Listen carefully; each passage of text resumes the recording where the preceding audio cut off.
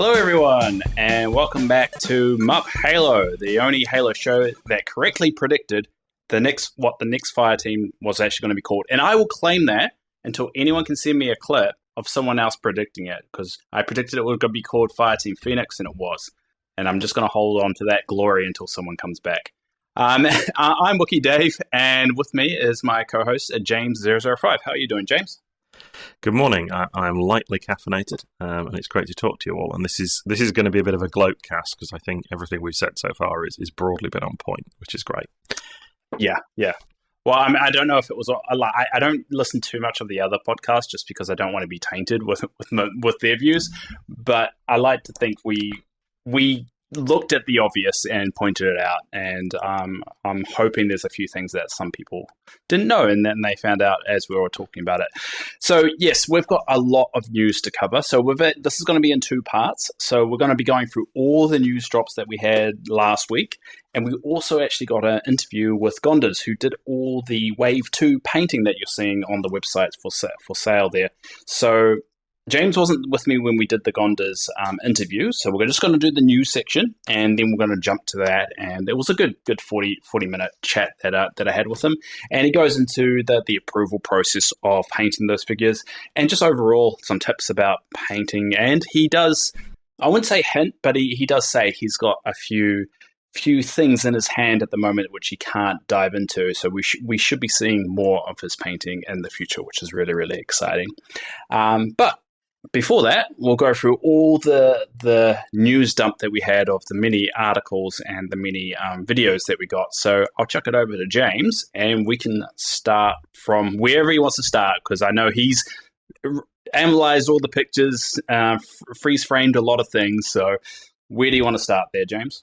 Thanks, Dave. So we got a significant sort of number of videos and blog posts dropped last week, including sort of a look at the kind of the final production product, as well as one video that was recorded with the kind of a pre-production sample product with Ronnie, which suggests to me actually that probably we're getting that info dump last week, where we got, I think, 2 blogs, 2 videos, and a newsletter, was probably originally planned to be a bit more spaced out. So I think that probably lends a little bit of credence to our conspiracy theory that Mantic have been battling the Covenant behind the scenes to get the product out on time. So it's great that they seem to be winning that battle. But I'm conscious there's a number of things that overlapped in there. So we wanted to sort of go through. I've kind of, as Dave says, I've freeze-framed, I've kind of screenshotted, and I've done my best to kind of cross-reference the various items to kind of give you a bit of a rundown. So we'll kind of jump in, and I've divided these things up so to sort of try and kind of gather all the relevant information for each thing together. So looking about what we know about list building now, so there's a very good video that launched on Friday with Andy that sort of goes through the product and kind of the list building. We know now that you can equip 1 weapon, up to 2 grenades, and up to 2 items to a Spartan during list building, and that there is no cap on the number of Spartans that you can kind of include, or models that you can include in your faction beyond the points itself. So that means you got to have quite a degree of customization. You can also attach, when we talked about the last video, there is on the left-hand side of the card now, there is a sort of a close combat weapons slot, which is where you can put your combat knives, and you can have multiple combat knives. So that suggests now you can probably rebuild and play any of the fire teams that you've already got cards for, because you can just attach the combat knife and kind of go from there. They confirmed a little bit about how kind of pick-up weapons work, that they don't drop when you're killed, you can't lose them. You will kind of get rid of them if you pick up a different weapon in your pickup slot, but then respawn with your original, original kind of chosen item at the start, or weapon at the start. They didn't confirm any of that for items, but it does probably follow that. We were right about the colours, though. We were right about the colours. We were right about sort of the attachment. We were right when we squinted at the left-hand side of that blurry image and came up with close combat weapons. So broadly on point. That the thing I think we missed, the only thing I missed was the ability to. We did talk about the check marks at the bottom of the image being to potentially hold up to 4 items. I hadn't even considered that you would be able to equip up to 2 grenades and up to 2 other items, and sort of start with 4 things on a Spartan. I mean, I think that's going to really accelerate if that becomes common to have multiple items on a Spartan. It's going to really kind of turn the game up to 11. It's going to be a lot more high octane, which is a great, Halo always used to start pretty explosively. Everybody changed their grenades at their opponents as they kind of sprint towards the middle. That's a thing. I think we're going to see more of in this new version with War Games. So they're very up for that. I also keep in mind they do have the grade system when it comes to items. So they've got like grade 2, grade 3. So it could be a restriction around that you only can have one grade item, or something like a grade 2 item and grade 3, you only can hold that. It could be something like that. Just the theory. I've got no proof of it. No, I mean, well, they've said that you can't. So they're giving you one of each weapon in the pack, each red weapon that you can load out. I keep wanting to say equip. I'm not sure what the right term is, whether it's equip or loadout. But sort of you can only have one, so you can only load out one Spartan laser onto your fire team. So loadout is what you spawn with. Pickup is what you pick up on the field. Cool. I think that's the clear difference there. We'll try and start with that then. So they said you can only choose the same loadout weapon once, so you can't duplicate any loadout weapons that you equip to Spartans. I'm assuming that doesn't count if you can say have a plasma caster Gungnir, and then a second plasma caster Gungnir, and then equip a plasma caster to somebody else. And I'm conscious it's probably not called a plasma caster now; it's called plasma launcher. Anyway, yeah, that's right.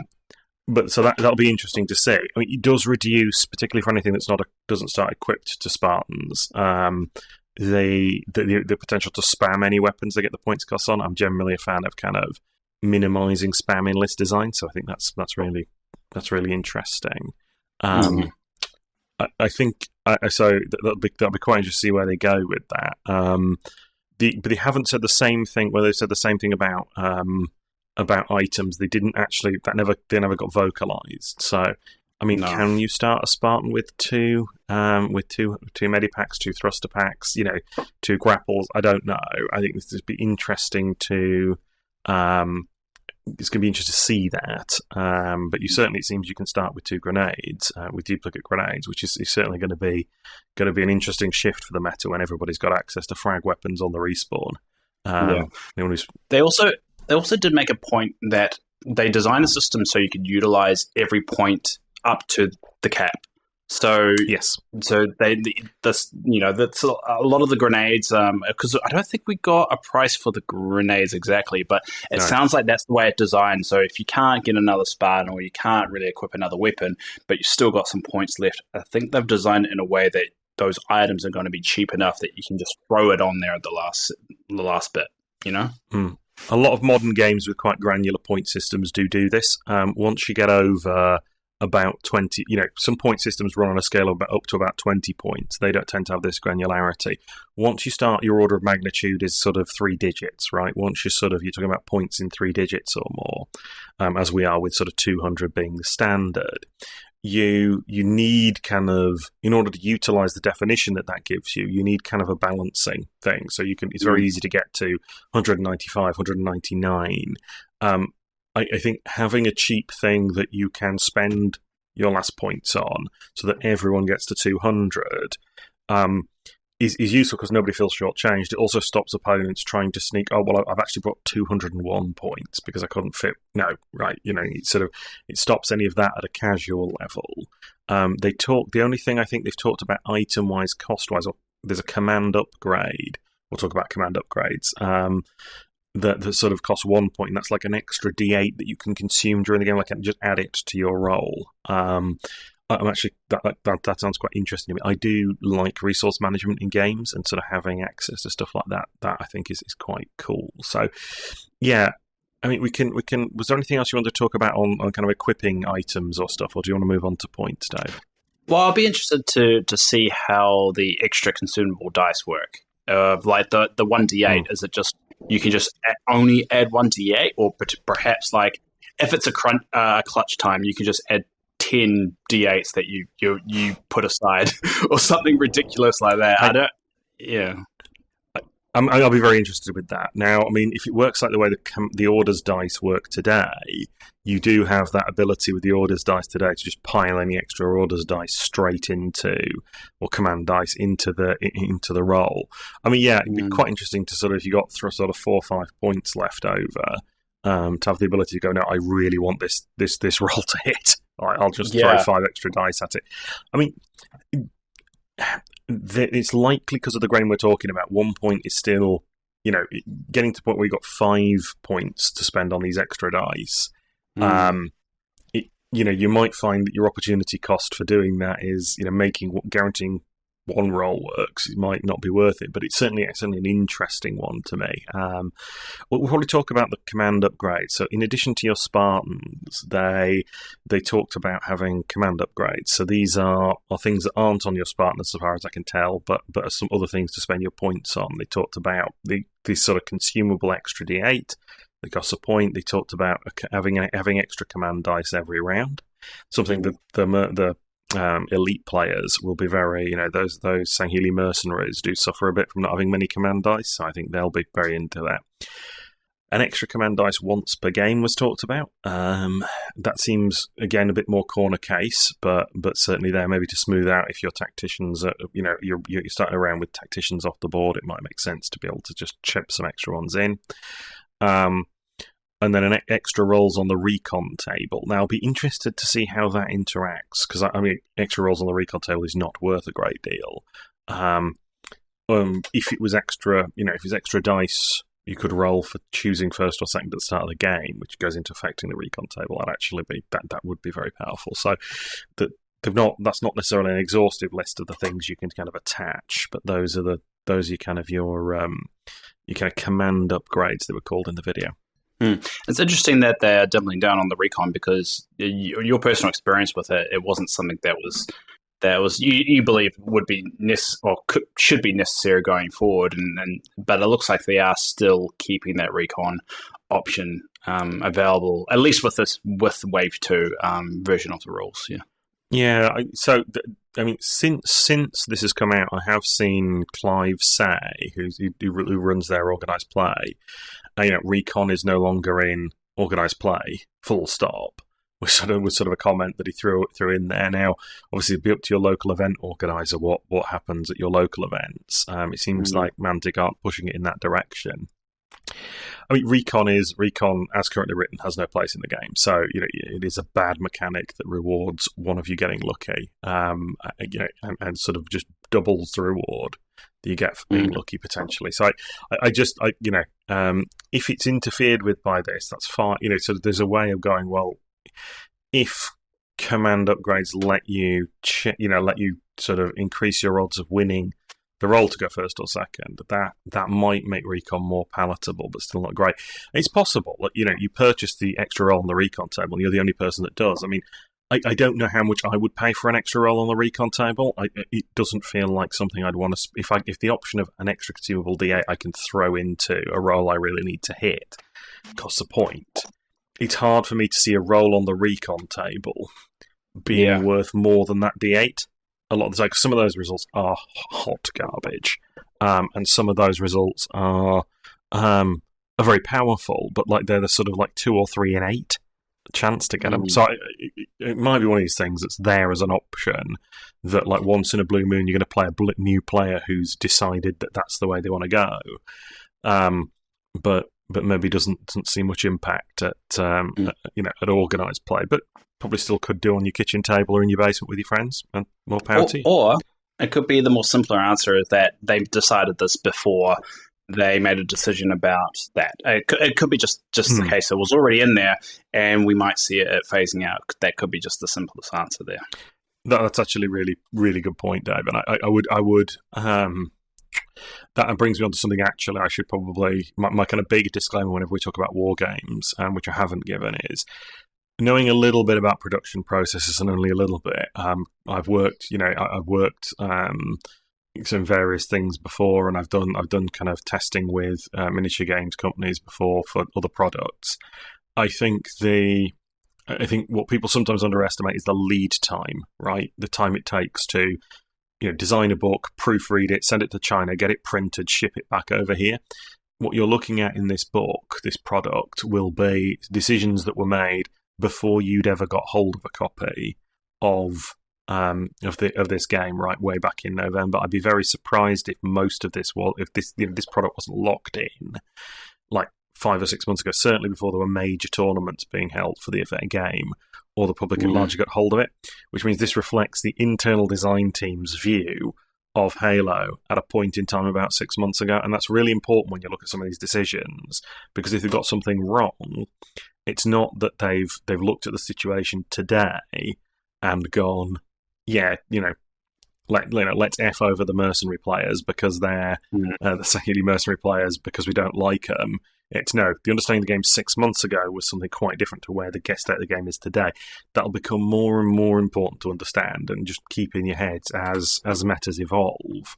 There's a limited, unless they're doing it entirely digital, the time it takes a company to respond to something with physical product, is half a year, give or take, depending. Yeah. So, you can't.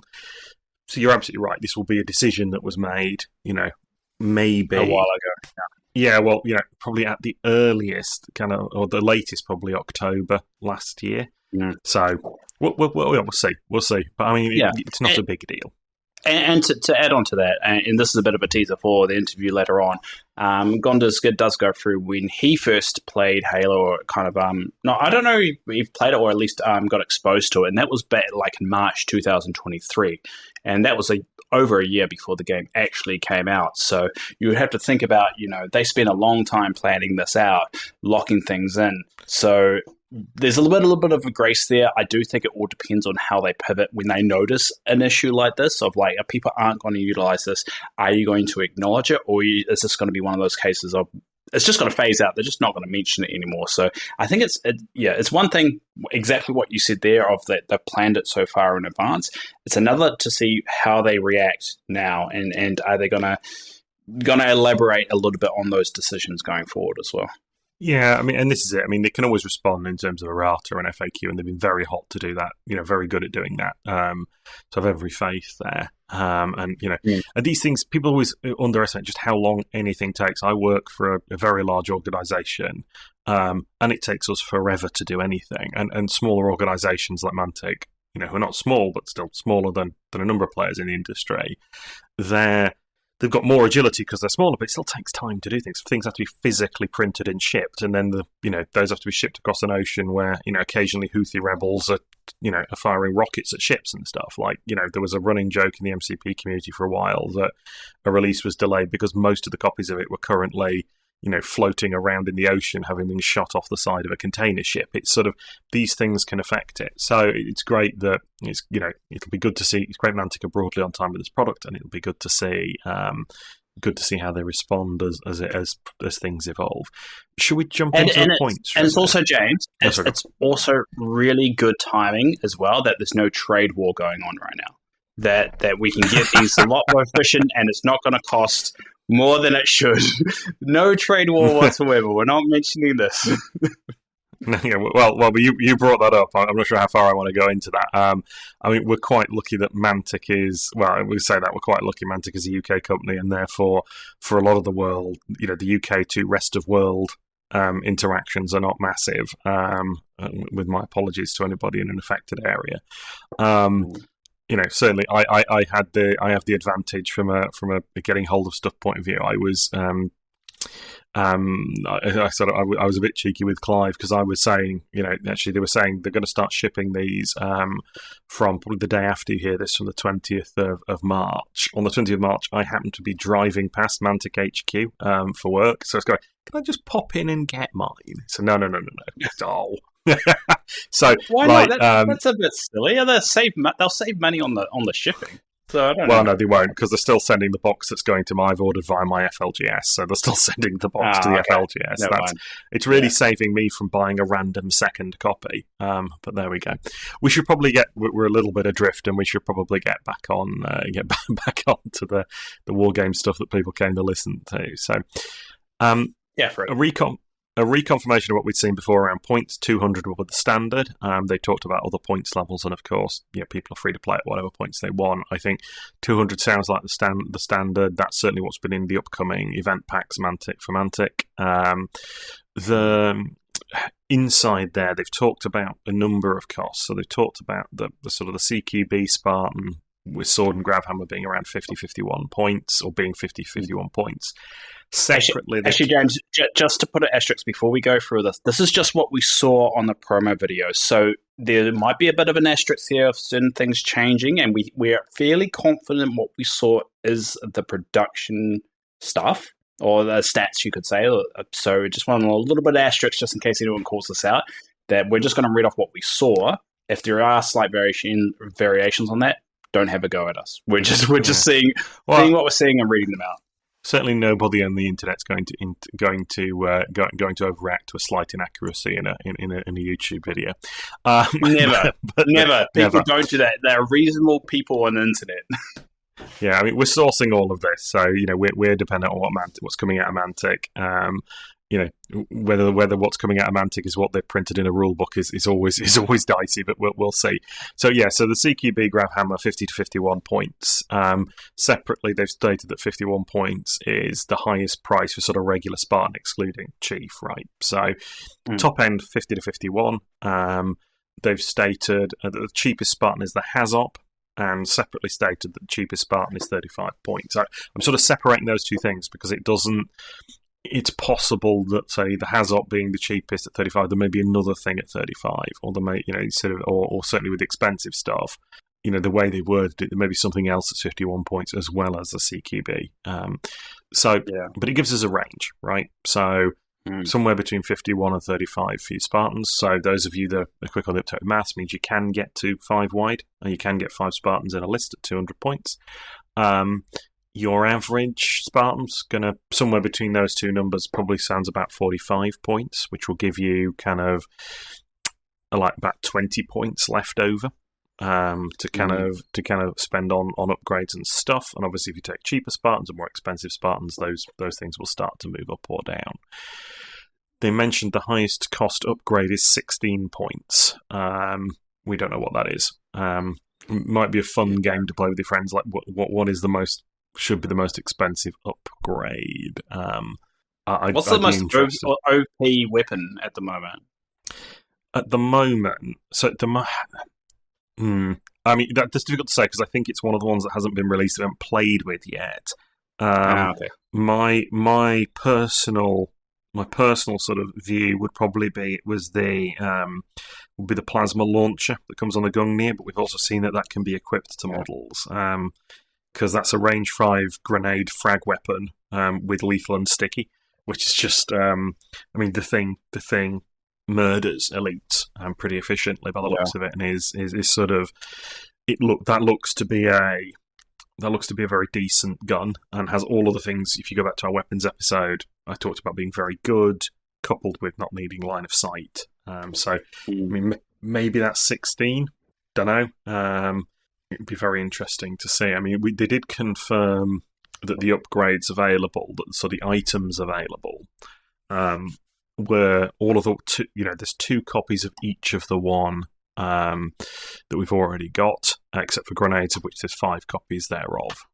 So 5 of each grenade. So it'd be very interesting. I don't know, is there one in there that I think would be worth 16 points? No, none of those upgrades are worth 16 points. It could be a weapon. Hey James, because we have a very good strike rate with predictions. You have to predict something. I have to predict something. Okay, I mean, so the question is, do I think they'll get it right or wrong? But my if I was right now, what is the best thing that you could attach to a Spartan? It would be that. I think it would be that plasma launcher. Okay. The reason, just there's a line of thinking on items, because I'm conscious we haven't recorded that episode yet, but items sort of have there's 2 axes to think about an item on. It's like, how powerful is it when it's good, and how often is it good? And I think the interesting thing is the things that are really powerful when they're good, so potentially game winning, things like shroud screens, things like potentially a little bit like active camo, potentially things like the remove line of sight one. I can't remember the name of the quantum translocator. Those ones that are sort of potentially game-winningly powerful aren't game-winningly powerful very often. So it's one of these things where they're probably not, if they are costed at 16, they're probably not worth 16. In a lot of cases, I could be wrong about that. Maybe it is the item that lets you look through terrain for the entire team for the entire round. Maybe that item is worth 16. Actually, that would be the only one I could think getting up to 16. So it's either that. If it's an item, it's that one, which I can't. But we'll also we're not taking into consideration that some of the old weapons have had keywords added or removed, because we know that has happened. We do know some keywords have been removed from certain items. So this is really taking the fact of where no changes are happening with some of these weapons here. So that could change that equation a little bit. Yeah, I mean, so we've seen the plasma launcher is in this release and has been seen a couple of times. So that's definitely static. But you're absolutely right. We know there are some changes on cards. It's been said it's a small number of changes. But what a small number counts of, obviously they can be significant. We'll see. They're not issuing. I'd be surprised if they changed any of the weapons we've seen today, because they're not issuing any new teal stat cards for them. So if we were expecting to see, say they'd, I don't know, taken the shock rifle and fixed it somehow, so it wasn't the worst one in the game, like you would expect them to have put a shock rifle into this pack. So it's more likely it's stats on the Spartans that are changing, because we're getting new cards for those. But it's anybody's guess what that would be.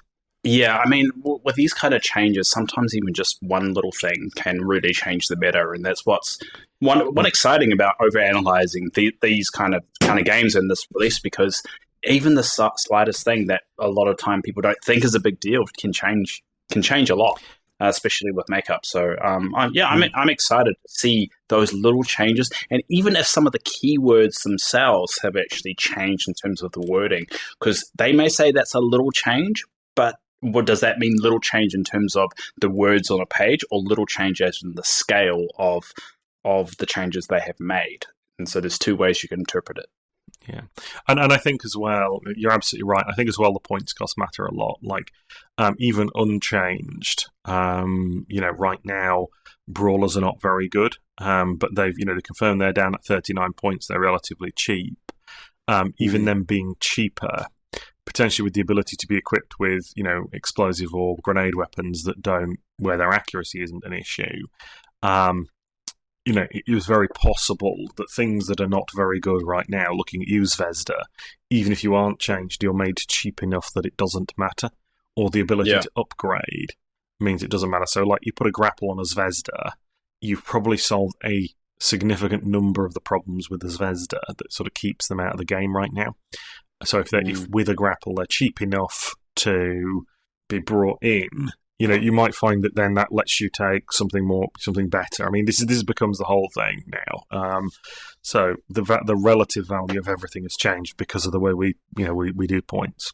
Yeah, and I will be recording all these changes on the Mantic Games Wiki. So manticgameswiki.com. I've got all the keyword breakdown right there. The whole idea of me building this wiki is to actually record these changes as well. So if there are slight changes to keywords, to items, I will be putting a little bit of a changes kind of section on each profile just to track it, just for people that do maybe have an older copy of the game and they're wondering what changes that particular item has gone through. I'm going to try and document as much as I can there. So just a little kind of plug for that wiki if you guys need it. That's a great resource, so thank you for keeping that up to date, Dave. I'm just crazy, mate. I don't have a life. I don't have enough hobbies, and due to my health scenario, I'm just stuck at home all the time. So at least I'm keeping busy. That's a positive. Well, it's always good to keep busy. I'm Brandon Rossbond of Winged Hussar Publishing. So much universe, so little time. Yeah, so I think that's us for points. I think that the key thing with points is they're landing where we expected. You can spend things on additional stuff, and I'll be interested. They did mention that the knives that come on the sort of core box Spartans that are removed from war games onwards. There are a few points, so possibly 2-3 points. They can be re-equipped. Certainly things like the Brawler. The Brawler is, without his knife, is unusable, right? He is a very, very poor choice without a close combat weapon. So this is going to be one of those things where looking at attaching, where like for some of those cheaper Spartans, they're going to need an upgrade. The other thing, going back to calling it, we did say that we thought that the Hazop Spartan was likely to be cheap because when you looked at the box he was in, particularly the one with the spiker, when you looked at the box they were in, the value of that, you need something lower cost to kind of drag the average back down, and so the Hazop does seem to be the cheapest Spartan. So that'll Which makes sense. Interesting. It looks like they got the cheapest weapon out of the new fire team, so that made sense. And they did imply 200 as where they think it's going to land. It sounds like they are open for that to be moved over time, but that's what they're targeted at the moment. But I don't feel 100% confident that they're even 100% confident that's where it's going to stay in the future. That's my interpretation anyway. No, I think that's right. I mean, it depends massively. There'll be a different level of. It often depends on the community. It depends on when some people get this in their hands, kind of how much customization people want. I mean, it sounds to me like if upgrades are going to go from a few points up to 16. It sounds to me, looking at what limited information we've got, there'll be a really good level of customization available, but it's potential that people want more. They may also find people want to play the game slightly wider than they do now, that people would much rather play five-a-side than four-a-side. I don't know if that's true, but in which case they might find themselves adjusting points up. They may also find they need to sell us some more stuff, and therefore they want to up the points in order to sell us some more stuff. That's a thing that companies do from time to time. So we shall see. It certainly looks like it's in a good space now. You should be able to choose between going kind of 4 wide, 5 wide, with a few options, which is good. I do think as well, like we haven't seen where Chief is going to land in all of this. It's looking like it might well be possible to get a 4 wide list that includes Chief if you go very cheap on the Spartans, which that'll be interesting. It'll be interesting to see where he lands because, they do. Obviously, we've got the tease about Aatrox coming up as the next hero unit. I think it's also going to give us a bit of an idea of where hero units are going to land in terms of cost and in terms of how usable they're actually going to be. So I think that's also, that goes into what we were saying before we saw this information, that they're using this as a bit of a template or kind of future-proofing themselves. So we're seeing a lot of things that we're probably going to see going forward be established here, which is really exciting. And that 200, they're going to watch the community. If the community constantly says 250, they're going to be free to move up to that. And also they could go big team battle by just doubling that figure. So it's good. There's a lot of options there that we could explore. Yeah, I think so. So that's absolutely right. It can very easily move on and move upwards, particularly as once we're out of training and we get the banished coming on stream, and you might find that bigger games are what we want, and then we go from there. So moving on to the other stuff, special orders. We'd seen that there were 2 new special orders in the War Games box. The Banished One Alliance, we've seen the tax stuff we talked about in the previous episode.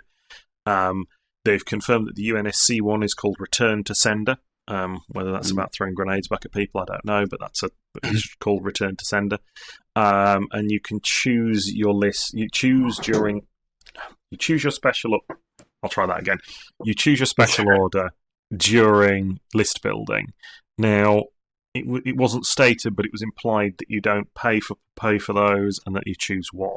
Again, don't know any of that for sure, but that was where the implication was. So again, that poses a nicely interesting sort of point of divergence around list building, and the banished special orders are more relevant because they can pay points to have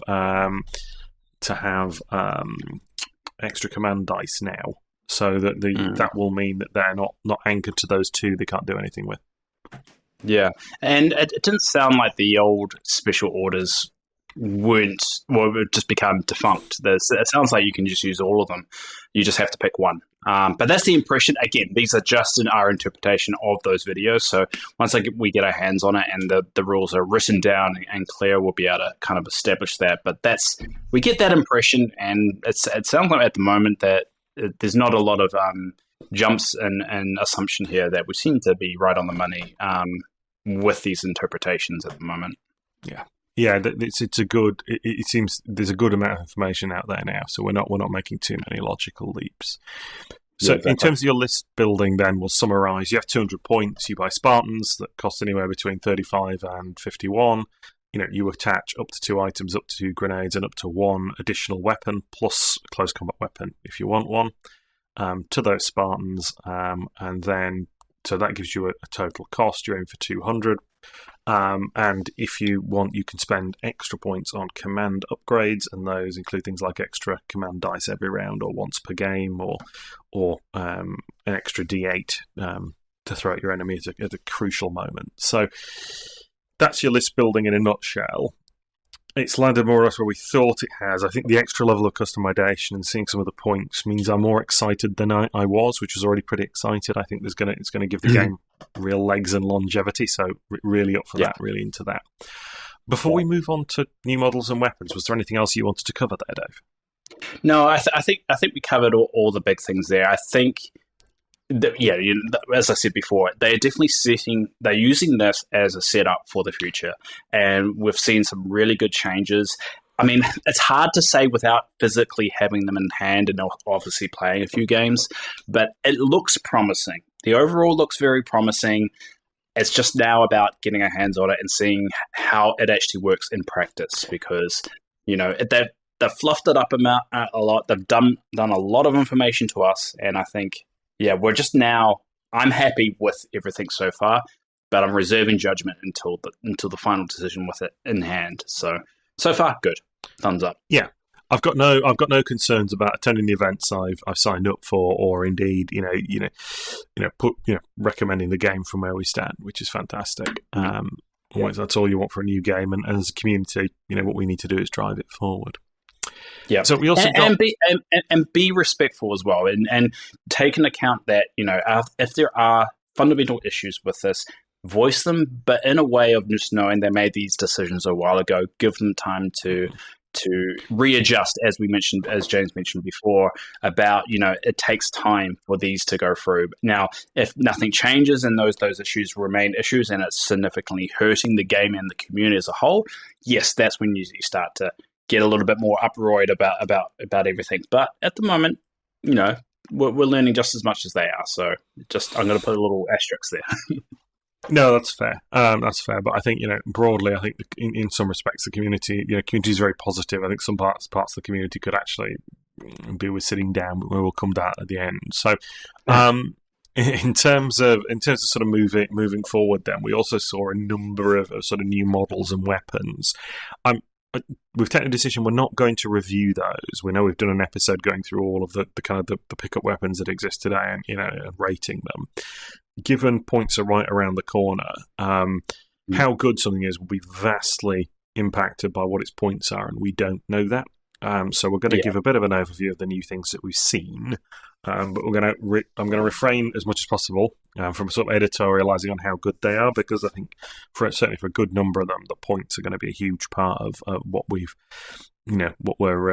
seeing. So. New models, I think the key thing is that we finally found out the 5th weapon that we were missing from the pickups. Yes, we did. Do you want to take that one, Dave? Yeah, I'm going to mention that. So we knew that there were 5 new pickup weapons. We knew it was Magnum, Spartan Laser, Plasma Repeater, and Heatwave, and we didn't know the last one. So the last one turned out to be a Needler Rifle, which is a weapon from Halo Reach, and it's one of those weapons everyone seems to have a really positive idea about, because it's one of those weapons that people wish they actually came back into the game. So it's good to see a Needler Rifle in there. That is a rifle that is, I suspect it's going to work a lot like the DMR based on how it's used in the game. But there's it's good to know that that's there, and it'll be interesting to see how that's incorporated. It's cool to get that final weapon, because I had been very curious of last one they're going to throw in there. And it's interesting them using a weapon that's not an infinite as well. So I'm starting to get the impression they're not just locked into infinite. I think most of it has to be locked into the current time period, but we are seeing these weapons that aren't an infinite sneak in. So it's an interesting development. Absolutely. I mean, I think as well, they're trying to, the key thing is I'm not sure how much of this will probably be a central tension actually between Mantic and Microsoft or 343 or Halo Studios or whatever I'm calling them. It'll change tomorrow, don't worry. It'll change tomorrow. So I think the central tension though will be there'll be a push to focus on the current sort of Infinite and what's in Infinite from Microsoft. I suspect tabletop gamers skew to much more familiarity with Halo 3, Halo Reach, sort of the original trilogy plus Reach, and then maybe a little bit into kind of 4 and 5. But I think there'll be a sort of I think there'll be a sort of the target audience, I would expect, looking at the ages of the people I see around with this, will probably be skewed towards Halo 3, Halo Reach, rather than to Infinite. So I suspect there's a little bit of they want to put the Reach stuff in because I think it makes sense from a engagement with the board game point of view. But yeah, we've seen these. Yeah, I was going to say I completely agree with that. I'm just more of it going to the case of it got approval. So, I mean, I think they want to put a lot of stuff in here. That is exactly what you're going on. But I was worried they weren't actually going to get the sign-off on it. So the fact that they got the sign-off on it gives me a bit of hope that we may be seeing some of this older stuff come onto the table, which is exciting as well. Absolutely. And ultimately, to keep producing product at some stage, they're going to need to explore other areas. So that gives us hope we'll see more of that stuff. So we've got so that gives us so those are our 5 pickup weapons, 2 copies of each in the game. We've also seen we know that there's a plasma launcher, we know there's a concussion rifle, we know there's a heat wave and a Spartan laser in the main equipment pack. So that'll be interesting. Of all of those weapons, they all look broadly playable depending on points costs. We'll see where they are. We've seen the full stats for one of the JFO Spartans. That one is really interesting. So what's quite interesting is there's a lot of tacticians. So both the JFO and the Gungnir Spartans that we've seen have tactician. So it's interesting to me. We're going to see more tacticians. That's good because tactician is really good and really good as an ability. So I'm glad we're going to see a level of tactician in the game. If you're not just playing those Mark 7s, so that JFO that actually worries me because that makes me think they might have changed that keyword slightly. I don't know. I think if they were going to change tactician, they would have told us. I think they haven't really told us anything when it comes to those changes. I mean, they've introduced some new keywords as well, but they didn't let us know that. So I think I'm not 100% confident they would have told us ahead of time. Just that's my gut feeling, anyway. It's entirely possible. I mean, I think the game needs you to have. The game wants you and needs you to have orders dice, and therefore you need a way of generating them. So, if they've changed what tactician is, okay, cool. But I think the game, it'd be a fundamental misstep on their part if they were reducing the number of orders dice you got. So it's good to see that being boosted both through the the command abilities you could purchase and and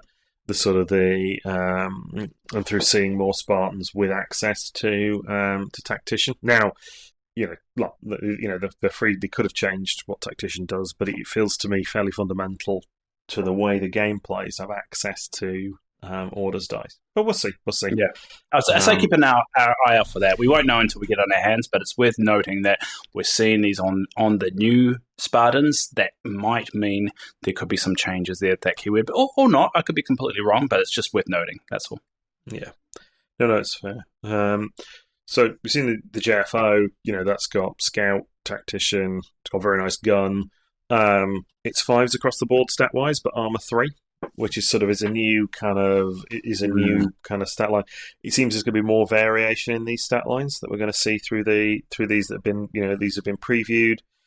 That's cool. That'll lead to more differentiation in points. I mean, that JFO Spartan looks pretty good to me, but we'll see where it's costed at. We've seen the Gungnir. He has two of those keywords on himself that you've mentioned there, Dave. That we don't know what they do. Guarded and stable. Be interested to see what those do. And then and then they did mention a third keyword, which I think was AMP or EMP, which we don't know what any of those do yet. But it'd be interesting to see what those are like. The Gungnir are armed with, again, what I think is in the running for being one of the best weapons in the game, the plasma launcher. But again, we'll see what that looks like when we see its points cost. So those all look good. We've been told that the Hazops can fly. We don't know a lot more about. We don't know a lot more about the Hazops other than that they can fly, and they're the cheapest Spartan. Flight and flight. Yeah, flight. I was going to say flight is already a keyword in the game, but it just hasn't been used for anything, I don't think. No, nothing's been given that keyword to date. Flight's quite useful because it will allow you to do things like effectively jump over cubes. Particularly in kind of current organised play, you play only with kind of height 1 stuff, so it's not as useful for scaling tall buildings, or it will be very useful for scaling tall buildings. It will be quite useful for hopping over stuff, so I'll be interested to see where those come down. So those are kind of the rules we've seen for things at the moment. I'll be interested to see where they kind of land. The CQBs, I think they've talked about potentially having extra wounds, which would suggest why they're at the top end of the cost range. So we've got those. That's all interesting stuff. I say the big unknown remains the points, so that we can, so I'm not quite willing to hot take, how good a Spartan laser is without seeing its points. But I think that'll be very critical to its utility. Yeah, you can't really judge the tier. I mean, we did that tier list of all the weapons. I think we have to reserve judgment until we see everything under this new current rule set. So there is some positive signs, some theories. It's all about now just getting it in our hand, improving it. So I think you're right for not jumping the gun with it. And just having your feelings on it until we actually see it. And again, this is just based off the screenshots that we managed to get, which seemed like the production, but for all we know, one little digit could have been blurred or changed at the last minute. So it's always good to reserve judgment until we have it in our hands.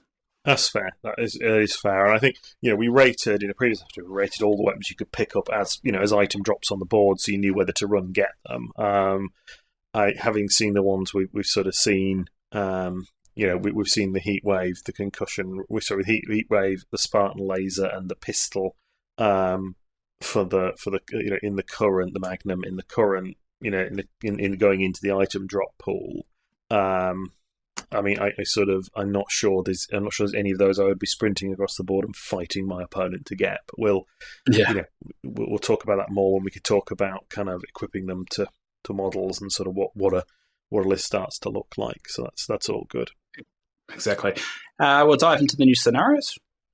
Yeah, so we talked about we did some live Googling on the previous episode, which I know a number of you enjoyed. Where we discovered that the item symbol on the bottom left related to total control. There is a new game type in here called total control. So that's a Halo Infinite game type. So for those who aren't familiar, this is one that's normally played in big team battle. It's not relevant here. That's just like more Spartans aside than currently, but it's. You have to control all three. The 3 points on the board. When you control all 3 points at the same time, you score, and you need to score 3 times in order to win the game. Now, I don't think that would directly translate into what we're talking about here, but it may well be that it may be something like you do score if you control all 3 and they move. That makes sense. I'll be interested to see how that kind of is translated into the game. I'm not sure. I mean, might well be that you want to control all 3. I think what controlling means, if it's the same as being as controlling the concept of kind of the existing strongholds game type. That's one thing. Potentially being able to control all 3 of them in the middle of a turn would help, because I think stronghold struggles a little bit with the person who gets to go last gets a significant advantage. But we'll see what that one looks like. We've got no information on it other than. You get 3 tokens. There are 3 zones in the video game version of Total Control. You get 6 tokens. I think there's 3 grey and then 2, and then 3 double-sided tokens. 1 red, 1 blue. So that would kind of lead into that 3 zones of control. Potentially they move, but you need to control all of them to score. I mean, that's going to be interesting, that one. So that's total control. Yep. The other one is attrition. Attrition is another game type that exists today. That's a Slayer-ish style game, so you have a fixed number of respawns. I think it was something like 8 respawns in the current game. So you would, when one of your Spartans is killed, they can respawn. You can respawn once you've used all of 8 of your respawns, and you've killed all of your opponents. So you killed, you respawn, you killed, you respawn until you run out of your 8 respawns. Then when your entire team has been killed, your opponent scores 1 point, right? And then we reset with a pool of respawns again. We continue to kill. When one team runs out of respawns, their Spartans can't respawn. When they're all dead, their opponent scores a point, and it's first to 3 again. That game type would take entirely too long to play, as I've just described it in Halo, like in the board game. We're currently playing Slayer to 9 points, right? Occasionally to 12, competitively. The idea that you would play to 8 kills, even if you did say 4 respawns, if you played to 8 kills 3 times, potentially, it'd be a long ass game. So my guess is it's something about limited numbers of respawns in a kill-based scenario, but we'll see that when it comes. Yeah, I'm Slayer with lives, basically, is easiest way to say it. And yeah, attrition, you're completely right with how you describe where it currently plays, how it's going to translate on the table. I mean, if they're calling it attrition, it's obviously got something to do with the limited amount of lives. It's just a question of how many now and how they actually do it. I think you're right. 8 is quite a lot, so I think maybe you'll half it, maybe to 4, or maybe it could be just a simple case of, what you spawn with on the table is just what you got, and then there isn't some lives of respawning. It could be that as well, because Ronnie did mention how there are game types like attrition coming into the game, and this could be what he was referring to, so it'd be interesting. Yeah, it'd be interesting, and maybe, it would probably be quite, maybe there's no respawning, but once one team's entirely dead, you sort of reset up, you reset your models up again. Everyone returns there. That's a possibility. I think spawn camping might be too dangerous if you tried to do kind of just one side respawns. It would be interesting anyway. But yeah, I think that's got potential. It's good to have another Slayer type game type.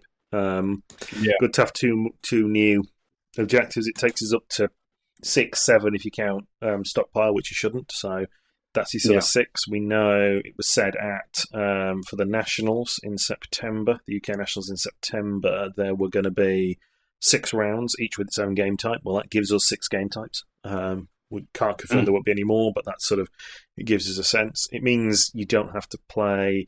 Variation is really good, right? So you don't have to, not having to play the same set of scenarios every time. It creates variation. What I really hope we get in the habit of doing as a community is when you're holding an event, publishing what games will be played in which round up front, which is what they do today with the Mantic official ones.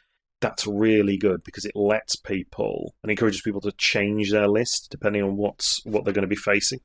So if you know going in that you're not going to be playing strongholds, you may make a different roster decision than, so you're going to play oddball and not strongholds, than if you were going to play, say, you knew you were going to play, not going to play oddball, but we're going to play strongholds. That creates interest and dynamism in list building and actually shifts the meta. So coming into your event, people can make a decision about, I'm actually going to take a slightly different list to this event in order to sort of maximise against the objectives in front of us. That creates, you want people thinking about your game. You want people creating experimentation and varying because it drives engagement, it drives sales, and drives the player base. So I think that'd be really good if we can. And ideally, it'd be great to get up to, maybe with Wave 3, we'll see a couple more, and then we can sort of go, okay, let's get. We get a few more, and then let's get, we can get to a point where, one event to the next, you don't have to play any of the same scenarios, and that'd be fantastically good. Yeah, I mean, diverse game is a good game, and I think we're starting to see at least the bones of it, of setting and of seeing all these scenarios, and also fine tuning it. We've seen that with Oddball and Oddball Reloaded. We've seen that we are open to changing how those game types are played and seeing the variants. So it'll be interesting to see how these scenarios change as well, especially attrition. I think attrition will change. I don't think they would have got it right 100 straight after the gate. I'll be, I'll applaud them if they got it right straight off the gate. But it feels like attrition would be one that will take a little bit of tweaking to get right. This game's phenomenally difficult to balance for.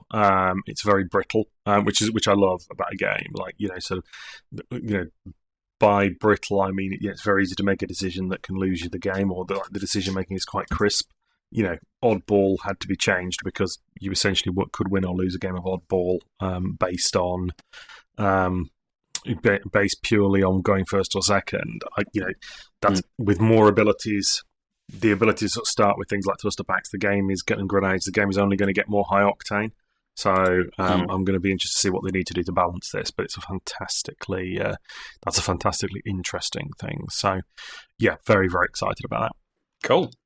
All right, so we will elaborate on everything we talked about once we've got the official release. It's just those are the kind of things that we noticed, or mainly James. James got all the snapshots. I kind of just listened, so it's very interesting stuff coming. I guess any words about those things before we dive into the other? You could say announcements that we saw. No, I think that's all good. Okay, so we're going to go into the Dave was right section of the podcast, and so we got the 2025 Fireteam Phoenix release. So for this year only, out of certain events, you can actually purchase a 2025 Fireteam, which is called Fireteam Phoenix, which we know that that emblem was released back in, I think it was March 2023, along with Fireteam Cerberus and Fireteam Hydra. So we made that call I can't remember when the podcast was, maybe a couple of podcasts ago, and they are basically just another variant on the base fire. I don't know if you call them the base fire teams, but Fireteam Hydra. I think they're just variants on those teams. So we'll have 4 different variants of those fire teams, with the inclusion of Fireteam Wolf, which we'll go over in a second. So the 2025 Fireteam Phoenix will be available, it sounds like, online for a very limited time, and they'll be shipped out in May, but you'll be able to pick them up in person. I wasn't sure whether Adepticon they will have it at. I think they said it was going to be Adepticon that they would have it at. I'm just going to have to check that. Yes. Adepticon and Salute in the UK, and they're made from Mastercraft resin. So these figures are a lot higher quality in terms of their prints compared to what we have gotten in Wave 1, which is quite interesting as well. Have you dealt with much with different variants of resin, James? Yeah, so I've played that many games now, and I 3D print as well. So I 3D print my own minis for, not for this game, but for Marvel Crisis Protocol. I often like an alternate sculpt or two. So I've done a lot of 3D printing for that game. The 3D printed resin is already you can do with minimal skill or no skill in your home miniatures that will stand up next to the miniatures you get in this game, particularly in this game because of the material they use for the base stuff. It is a little bit doughy, and the lines aren't very crisp. It's the only flaw actually in the game, is that sort of the models are a little bit rubbery in the detail. But home printing resin, you can already create things that are for not much money, relatively speaking, that are on par with and probably on the tabletop indistinguishable from professionally produced miniatures. And 3D printing is only getting better, right? I'm not printing in 12K or anything, and it's already up there. So Mantic having an industrial high quality process for printing resin, and it will be high quality in their case. It will be very high quality stuff. It's like one of the things to bear in mind is, so, you have people talk about plastic, about PVC, about metals, about resins. There's a massive difference depending on what you're actually talking about material-wise, and the quality of it. So not all resins are equal, not all plastics are equal, not all PVCs are equal. Resin miniatures do tend to be the highest detail. Cast resin miniatures tend to be the highest detail. The sort of I think it sounds like these are going to be great. I want them, and I want them now. I'm Scott, aka Palette of War. Welcome to Mantic Universe podcast, and check out my YouTube and Instagram. So I've got working with resin. The only thing to watch out for with resin is resin tends to be the most brittle material. I mean, you could probably throw, you could almost certainly kick a box of current Spartan PVC models down the stairs, and they'd be fine, right? Like there is nothing, there's nothing you couldn't do to these models really and have them bounce back. So the resin will be brittle, it will snap, but that's no different to models are not designed to be thrown across the room. So you'll need a bit more handled with care, but actually in terms of working with resin and painting resin, I cannot wait. It should be gorgeous. Yeah, especially how you kick models. I don't know why you do that, James. But actually, I take it back. So Fireteam Phoenix isn't based off Fireteam Hydra. It's actually based off the loadouts for the original Halo Flashpoint Fireteam that you get in the base game. So the loadouts are exactly the same. They're just a different sculpt, basically. Is there a name for that Fireteam, or has it always been Fireteam Phoenix, do we think? Because I don't... Well, it may have been, but I've just called it on the wiki just the Halo Flashpoint Fireteam. So, and I've called Fireteam Phoenix. So, I don't know. It hasn't really had official names. So, and it's the same with the War Games Fireteam. You got Fireteam Cerberus, or whatever you want to call it. But the actual War Games one doesn't actually have a name either. So, I've just kind of... Yeah, that's going to annoy me.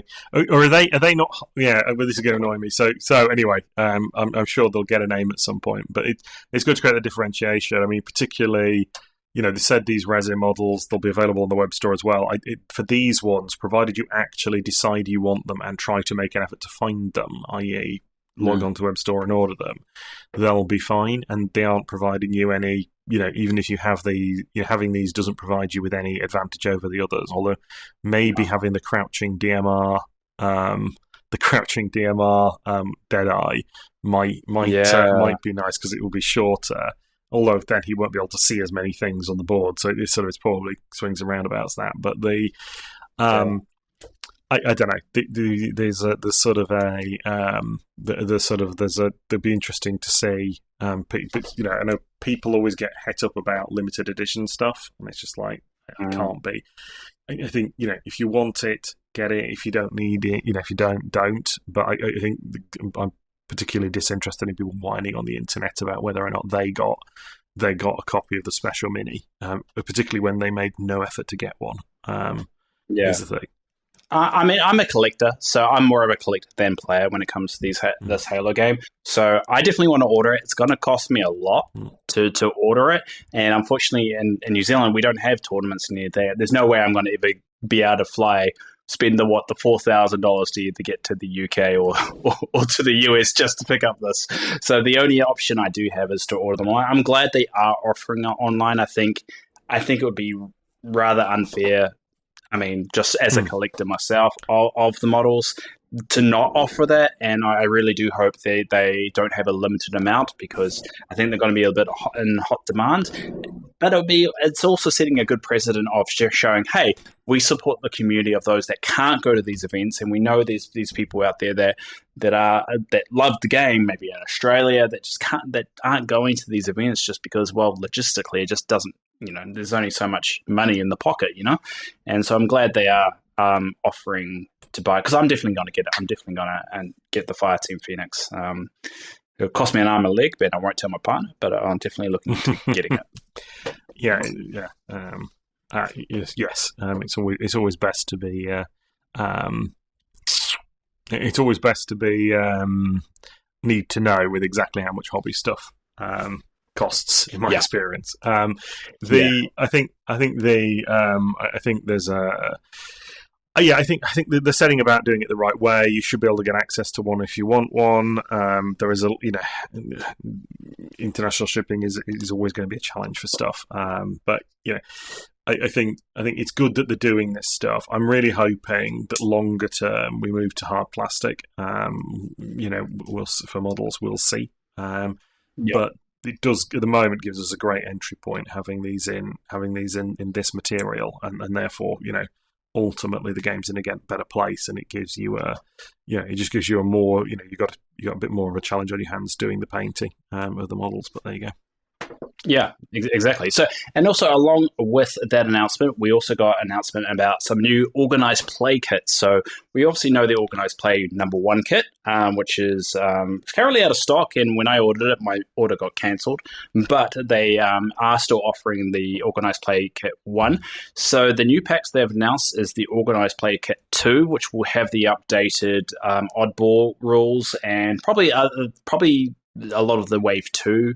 Maps like attrition and total control. I'm suspecting it's not 100% clear on that, but that's going to be coming soon. They've also announced what they call a GT pack, so a Grand Tournament pack, which is intended for bigger tournaments at 32 players, and also included a new fire team called Fireteam Wolf, which they called it Team Wolf, but I'm adding Fireteam Wolf onto that, and that's another variant on that Halo Flashpoint fire team. So it's the same loadouts, it looks like, based off the weapons there, but they're holding flags, they're holding oddballs, and they're holding I think one of the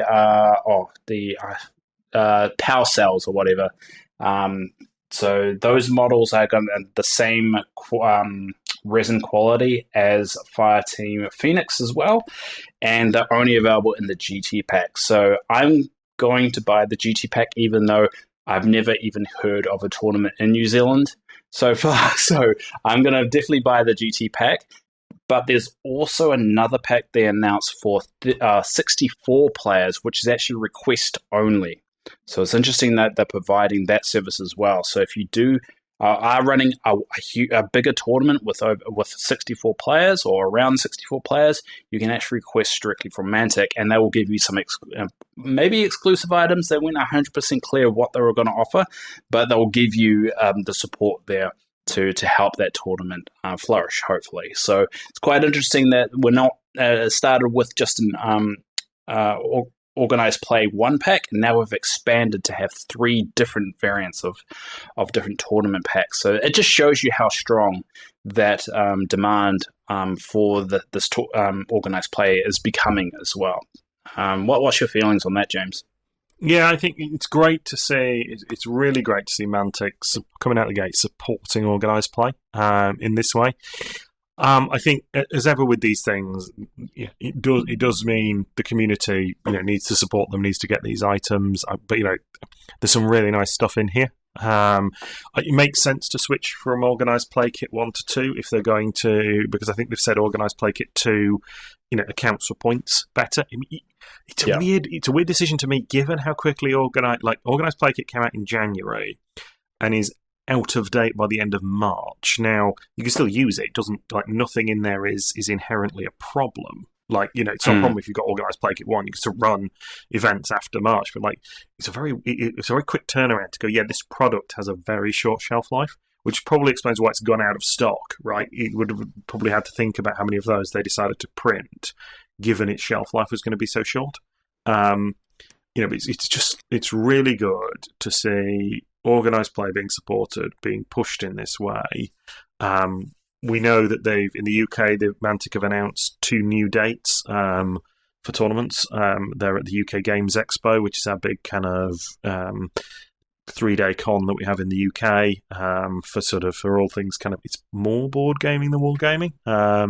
It's more often more card gaming than sort of direct wargaming. So that'll be interesting. I'm currently, it's a weekend before, so currently they've got there's that weekend. It's the last weekend in May, first week of June turnover for 3 days. There's one game on the Friday and then another game on the Sunday at UK Games Expo. And then the weekend after that is the first 2-day Flashpoint tournament in Bristol. Bristol is a trek for me. I mean, more of a trek for you and our conscious American listeners, would drive further than that to pick their dry cleaning up. But given the state of the roads in the UK, that is a kind of a 3-day excursion, Bristol, really, for a 2-day event. So there's kind of that one, or there's UK Games Expo. So I think it probably pushes me towards attending UK Games Expo in June. But that's another opportunity to show the game off and to see the game being played. I just encourage people to turn up. I think the big thing is if you're interested in this game, if you like this game, do make an effort to go to events wherever possible. It's phenomenally important for the growth of the game that people see the game being played, that people get an opportunity to see it in the wild, that events run, and particularly ones Mantic are going to see.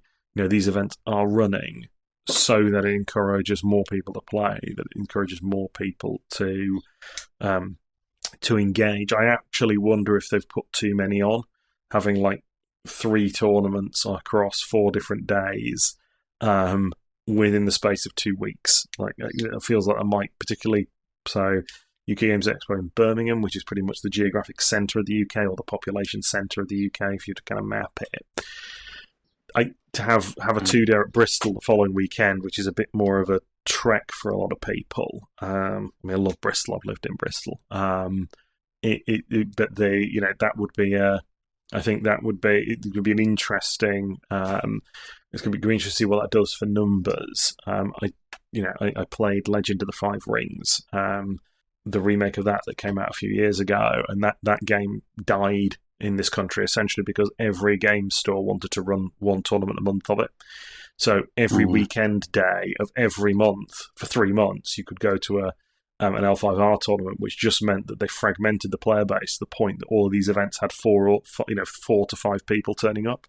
Whereas if they just organised themselves a bit better and had one tournament like every 3 weeks and rotated, they would have had a scene that was getting events with sort of 20, 30 people at it. It was quite annoying to see. And that is one of those things where occasionally a free market doesn't help you, and competition isn't. So I do think from a Mantic perspective, because we've been looking, when do we want to hold something at our local game store? It's actually getting to a point now with Mantic have got so many of these events going on. It's actually a bit dicey going like, actually, do we, when do we want to do it? Because it needs to be, the player base is still, the number of players who are willing to get in a car and travel to a tournament is now at a low end. Is now lower because there's so many more great friendly local gaming stores in the UK that it needs to be an event to be travelled to, and therefore actually a bit more scarcity might help Mantic here. But anyway, it's an interesting one. We'll see where we end up. Yeah, I mean that is a risk, and I think it's just a case of if it doesn't work, adapt to it. Don't let it happen again. Make sure you listen for those signs, because not always the ones that are the competitive, the ones showing up are going to give you that feedback because they're showing up. They're not going to. The ones not showing up aren't going to exactly yell at you because you're not going to be able to talk to them. So yeah, just keep an ear out. All right. Well, moving along to the other reveal that we had was the weapon tracker, so the score tracker that we had. So we finally got that pre-order little bonus look of it. So basically, it's the AI chip that Master Chief plugs into the back of his helmet, but with the weapon sculpt on the top of it, and with some little holders for it looks like a 4D8. No, not 4D8. What am I saying? A little holder for 2 D8 dice that will track your score. I guess you just change it depending on what you're tracking. So that's a really cool model. Have you seen it, James? Yeah, I've seen it. I mean, it's nice enough. I like it if it's your thing. It does. Having seen it, I don't regret not having done the pre-order through Mantic to get it. If I'm honest, it looks a little bit cumbersome. I like it as a collector thing, to be honest. I don't think I'll probably use it, but I like it as a little collector model. As a collector thing, absolutely. I think, the fact that, it holds D8 score trackers is a problem because most of the games score more than 8. the sort of the turn counter. I mean, you do need a turn counter in this game. You do need a way of cracking the score. A pad and pen works perfectly well for me. I don't know. Contextually, it's interesting. I'm not sure. Don't panic. You're missing out if you don't have this thing. It seems a little bit cumbersome to me, but it looks cool. And as a collector, yeah, absolutely fill your boots. I'm not sure it's a practical gaming aid. No, I probably won't use it. I won't bring it out probably when I actually play games, but I like it just as a bit of a Halo nerd. So that was a nice little reveal, and it was thank God they finally released it so people can stop talking about what it looks like. Because that people were just confused it with Cortana, and everyone was just kind of over it. So yeah, I think that's all the reveals that we had. I think we covered everything. I think that's it. I think that's all of the reveals. I think the only other thing we've seen, they've said in May there is a card holder coming, which sort of holds your stat cards in a way that works for war games, so that you're not losing your weapon and your item tokens across the board as you play. There will be 3D printable versions of those made by the community, and I'd be very surprised if you can't go get one by the time you're hearing this. But that's up to you if you want that one.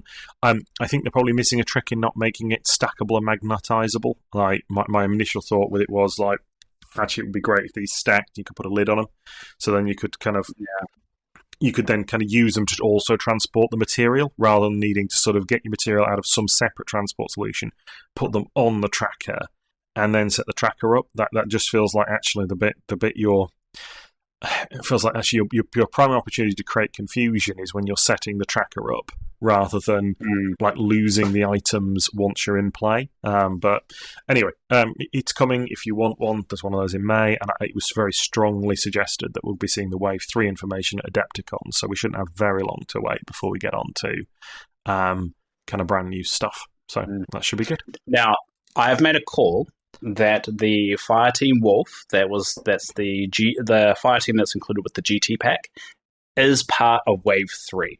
So I put that in as Wave 3 because it's not going to be available for quite some time. I've got a feeling it's going to be available around about when Wave 3 comes out. So I put that as a Wave 3 Fireteam. So that could be subject to change, but I like to think that's the first Wave 3 reveal. But that could be me taking a little bit of a creative license on that. But if it feels like, just because of how vague they were when that's going to come out, and it sounds like it's going to be a long enough time, that, because I mean, when they're not going to, it's going to be a pre-order thing. So once they actually have released it and allowed people to pre-order it, I think it's going to align with Wave 3, which will probably be 3 months after this one. So probably June, July would probably be when Wave 3 is going to come out. Yeah, well, I don't know who confirm when. I mean, I suppose the only other thing we're likely to see between now and, I suppose the only other thing we're almost certainly going to get in Wave 3 will be the box of the 4 Sangheili mercenaries that we get in Spartan Edition. That's probably the only other thing that we'd be expecting to be in Wave 3 that we know about already. But, I think they've confirmed that's in the Wave 3 box, in the Wave 3 releases, which is good because my Spartan Edition elites are currently with a friend who has painted them so he could have 2 sword elites in his tournament force, and I'm getting tired of being grenaded off the board by them. So I'm looking forward for him to being able to return a set of those to me, and also also having my own grenades to throw at my opponents, which would be nice. Well, I'm excited for people being able to get their hands on it, because I mean the only way to get those Sangheili is to get the big Spartan Edition box, and unfortunately, money is money. Everyone doesn't have a lot, and sometimes you just want that fire team. You don't want to buy the whole thing. So I'm excited for just the more options for players. I mean, I think that's the most important thing with these releases, is giving those off. If this is going to be a proper competitive game, you have to give everyone as equal footing as you possibly can. And if people are only equal footing because they have the most money and are able to buy the most expensive things to get those fire teams that are only exclusive in those packs, it does limit and kind of show the barrier of entry being a lot higher. We don't want that. We want the barrier of entry to be as low as possible, so anyone who comes to the game can get the fire team that they want so they can start playing. And I think that's really important to get these fire teams that are in package deals like the Sangheili mercenaries, and what Fireteam Hydra was to be able to buy it separately. So I'm excited for people to be able to get their hands on that. Cool. I think that's everything. Now, this is already a very long episode, so what we're going to do is we're going to go straight into the interview that I had with the Gonders, and we'll talk paints, and I can't remember the segue I had when I started that, so this will be the best segue I'm going to have right now. I can't wait to listen. Speak to you all soon. And now we are here with Gonders. Thanks, future Dave or past Dave. Don't know when I recorded the first bit, or me and James did, but we did. But I'm here with Gonders / Glenn. How are you doing there, Glenn? I'm very well, thank you. How are you? We all good? I'm all good. We're on opposite sides of the world, at opposite times of the world, but we still made it work. So if anyone ever complains about not making timelines match up, just throw that in their face. Anyway, so Glenn, or Gonders, I should say, online is an amazing painter. If you have seen some of the stuff, and if you're a follower of Halo, you probably have, because from my understanding, you did all of the Wave 2 models for Halo? So Mantic got hold of me to paint some of the studio scheme stuff for the Wave 2 releases. So obviously I've had them on my desk for a while, but they were mine. So I guess we'll start from the beginning. Like, first, obviously, who are you in the broader sense of just your history when it comes to painting? Also, how did this whole Mantic kind of reaching out to you come about? So I'm of a generation where I'm an 80s child, so 90s was peak sort of when I started this hobby, and I've not had the break. I'll keep it brief, but you know the break that everybody has when they go to university and do all those things, and they drop the hobby for a while and then they come back into it in their 30s. I've never actually had that break. I've just continued all the way through. So it's a big part of my life, the hobby is, and that stems from all sorts of manufacturers to all sorts of different games. It was in lockdown when I really started concentrating on, because there was no games to play anywhere, that's when I started concentrating on kind of improving my game when it came to painting quality, because there was nothing else to paint for, right? And then... Well, I'm in New Zealand. We never really had a lockdown, let's be honest. Right, fair. Well, we certainly did. We heard about that, and it was... Yeah. Heard about that thing. I mean, that's the good thing of being shoved at the bottom of the world. We get everything last, so we can see all the mistakes everyone else does, and then make sure we don't do them. Yeah, exactly. I love it, yeah. Excellent. That's great.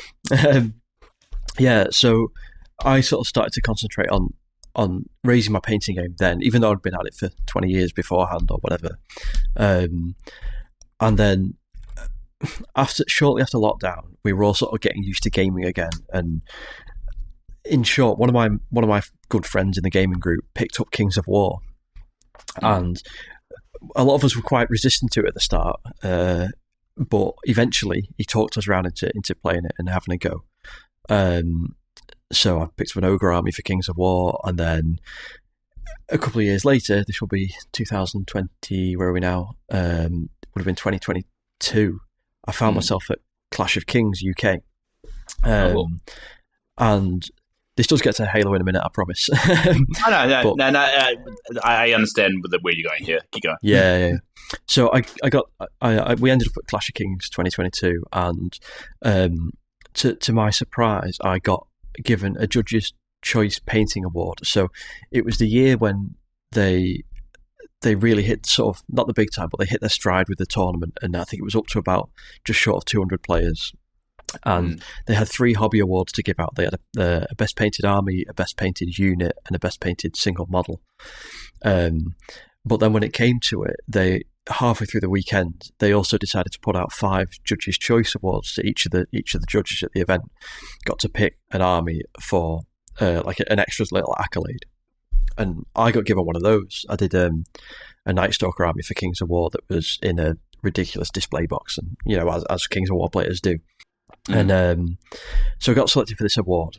Happy days. I got a couple of vouchers or whatever it was. And then a few weeks later, an email went round between the people who'd won these hobby awards and some of the staff at Mantic saying, as part of the prize for winning a painting award, do you want to come down to Mantic HQ for the day, and we'll professionally photograph your army from the event? And we'll make a bit of a day of it. we'll sort of sit around, have a chat about hobby between us as painters and make a bit of a day of it. So I sort of jumped on this and went down to Mantic HQ. So I'm from the north of England, so it's, in global terms, it's about 2.5 hours drive, but in UK terms, that's like a week and a half. We normally don't drive very far. So my girlfriend's from Burnley. Don't worry, I get told all about the oh, she's from Burnley. Yeah. Not very far from me, but far enough that I don't visit. But yeah, so I ended up down at Nottingham, and as part of the day there, I think some of the guys, but not me, some of the guys who were there got taken into a secret room. It was once Halo had been announced, but was nowhere near ready yet, and they got taken into a secret room, and I was like, okay, interesting. And then so that day sort of happened, and then the email chain that organised that day a few weeks later again, basically some of the Mantic guys were like, we'll send, does anybody want some pre-release Halo resin masters to paint up and put out on social media, let's be honest, in a GW style where they give all their influencers free stuff, that kind of thing. So I said, yeah, let's go for it. Well, first of all, it's free stuff. So they sent me through 4 resin masters of the original Fireteam, the one from the starter box. And I painted them up and put them up on my socials, and obviously they were kind of pre-release, and they seemed to go down very well. Now, from my point of view, I'll be honest with you, I was a PlayStation boy. I don't know a great amount about Halo, the IP. No, it's not what you want to hear. No, it's the same with the person who actually won the first Halo tournament. He's not big into Halo. He was actually big into gaming. To gaming and tabletop in general when he picked it up. So to be honest, this is just another avenue of getting into Halo. It's just one of those. Absolutely, yeah. So don't feel bad like that. Don't worry. No. So like I said, I painted the 4 of them up, threw them up on the socials, and I was like, yeah, they looked okay. I thought, like, bearing in mind I didn't know anything about the lore, I just plucked colour schemes out of the air. They came from nowhere, really. And then, again, fast forward a few weeks, and I got a message from one of the Halo staffers on Discord, of all places, saying, oh, what's your email? Hey, Mantic have got a proposal for you. I was like, oh, right, okay. So gave them my email, and then sure enough, they came through and said, oh, do you want to, we've got some stuff for Wave 2. Do you want to take it on as a commission, and we'll pay you to do it, and we'll go from there. That's what they did. Well, so that's what I did. Like, I'm not a commission painter by trade. I have a day job, and it's the first time I've done commissions in the past. But I'll be honest with you, I've struggled with them because, as a painter, your motivation it's a precious thing, and when you're painting for someone else, at least in my head, when you're painting for somebody else, the motivation just kind of drops a little bit. However, that was kind of countered by the fact that I was now a box art artist, which had never happened to me in my life before. So that sort of got me through it. So that's how it sort of started, and then since then I've now had a few more commissions from Mantic as well, for Halo stuff and non-Halo stuff. None of which I can talk about. But yeah. So it seems to be going quite well. Just to make it clear, yes, we are not going to pry into the stuff he can't talk about. We're going to respect for the NDA. We're not going to push it. We do know that things are there, and everybody knows about what's coming with Wave 3 and 4. No one's seen those things, so we're not gonna dive too much into those. But yeah, I get what you're saying. Is turning your hobby into a job is a bit of a risk, and you hear about it all the time of people weighing that line. Especially a lot of people that do YouTube and stuff. The minute they cross over from that, it makes it. There's a lot more pressure, and there's a lot more kind of like, is this still fun? And I think that's a question everyone always asks themselves. Absolutely, and I think the other side of this as well is that there is a lot, especially in the online space, there's a lot of pressure to monetize your hobby as well. Like there's a lot of people out there who are either getting stuff for free from manufacturers, or they're getting commissions, or they're trying to get advertising revenue from the socials, or become influencers, which isn't a phrase I like, but it exists now. There's a lot of pressure to do it, and again, it's the flip side from what I've been doing on the Halo stuff, but I do like to keep the hobby as a hobby. That's what the word hobby means. It means that you're not getting paid for it, but you're having a nice time, in my head at least. Yeah, exactly. Yeah. This is Ronnie Renton, and you are listening to the Mantic Universe podcast. And I've seen your Riftforged orcs. They look amazing. I mean, I've all wanted to steal the banner that you've done, that big eye, because one of the main legions in the Riftforged orcs are the Abyssal Eyes, and that's what they call themselves. They're the ones that invaded all of the Shires. Sorry, I'm going off a little bit of a Kings of War lore tangent, but yeah, they're the ones that invaded. But there's no official art for those legions, and because I kind of like those banners. And did you draw that banner, or was that just one that you? Yeah.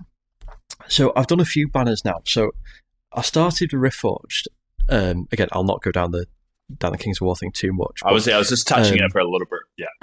Yeah. Well, I started the Riftforged last year as an army for the next clash, and then I did that banner, and then I realised that the colour scheme was going to be way too much hard work, so I've now changed the colour scheme.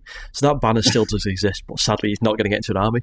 But it looks amazing. There are other banners to see if you really want to go and dig them out. Oh yeah, I'm more than happy, but we'll do that in separate time. So the reason why I bring that up is really just to highlight your YouTube and specifically your Twitch. I don't think you do YouTube. You do more Twitch. You do live streaming. I'm not a YouTuber. On a week. Yeah, you're not a YouTuber yet, probably, because that's how it always starts. Is that you do Twitch and then eventually you move your VODs over.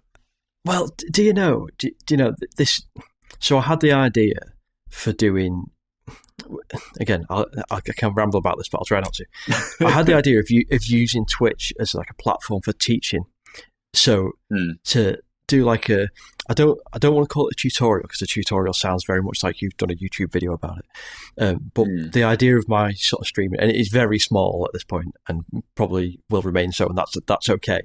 But the idea is to make a little space on what my time locally is a Tuesday night where people can come and we'll sit and we'll talk about a specific part of painting. So it might be painting a specific colour, or painting a specific sort of technique like freehand or NMM, or painting a very specific model, whatever it be. I just do a couple of hours on a Tuesday night, and we sit and just have a nice little space where people who are either struggling with motivation, because you hear that quite a lot, where people say, "Oh, I'm stuck in a hobby rut. How do I get out of it?" And I find that if you give someone a time and a place and say, be there, and you can sit and get in front of your desk and we'll do it, it tends to work. So that's the aim of the Tuesday nights. But obviously you don't have that fixed time with a YouTube video. And you also have to learn how to edit, which is not something I'm willing to do. Yeah, which is fair. Yeah, it's I mean, we here at the Mantic Universe podcast, I do a really lazy YouTube editing when I actually upload them to YouTube. I mean, I use the automatic captions, I do all that kind of stuff. So I completely get the editing side of it. So for those that do want to follow you, I believe it's twitch.tv/Gonders, so Gonders. Is that correct? Yeah, that is exactly what it is. Yeah, like I said. And to be honest with you, it's such a weird word that if you Google it, you can find me. Yeah. So yeah. Like I said, there's a Twitch and a Blue Sky and a Instagram if you really want to go down that route. Yeah, and I've watched you a few times. I haven't engaged too much on the Twitch just because I kind of there's like two different kinds of Twitch watchers. There's ones that really engage with the chat and actually have a chat, but some people like myself just like to observe and just watch and just have 100%. Something on the background, because I see it as the modern day radio, or the modern day kind of background TV, is that you just put something on and do your own thing. And this kind of hobby is this kind of streaming is exactly what this is all designed for. It's like the what was that infamous American painter that's real calming and he died? Bob Ross. Yeah. Bob Ross, yes, you know how he's just like, it's kind of like that, and that's the vibe I get. And you're extremely talented, to be honest. It makes me feel like a joker when it comes to my poor attempt. But at the end of the day, you have to get better somehow, and watching somebody do it the right way is often a good way of actually figuring out what you're going wrong with. So it's very, very kind of you to say, like I said, but yeah, like a lot of it I try to focus on, and this is going to sound really strange, but the psychology of painting is something I've found more and more interesting through starting the Twitch, because you can paint for lots of different reasons, and you start to look at, and it sounds very deep, but you start to look at how you measure success and what you're trying to achieve by doing it and all that sort of side of it. I've started to find it really interesting, because some people will obviously just want to paint to get something on the table. Some people will want to paint to win a high-level competition, and you've got everything in between. And how you define your success as a painter it's a really interesting thing.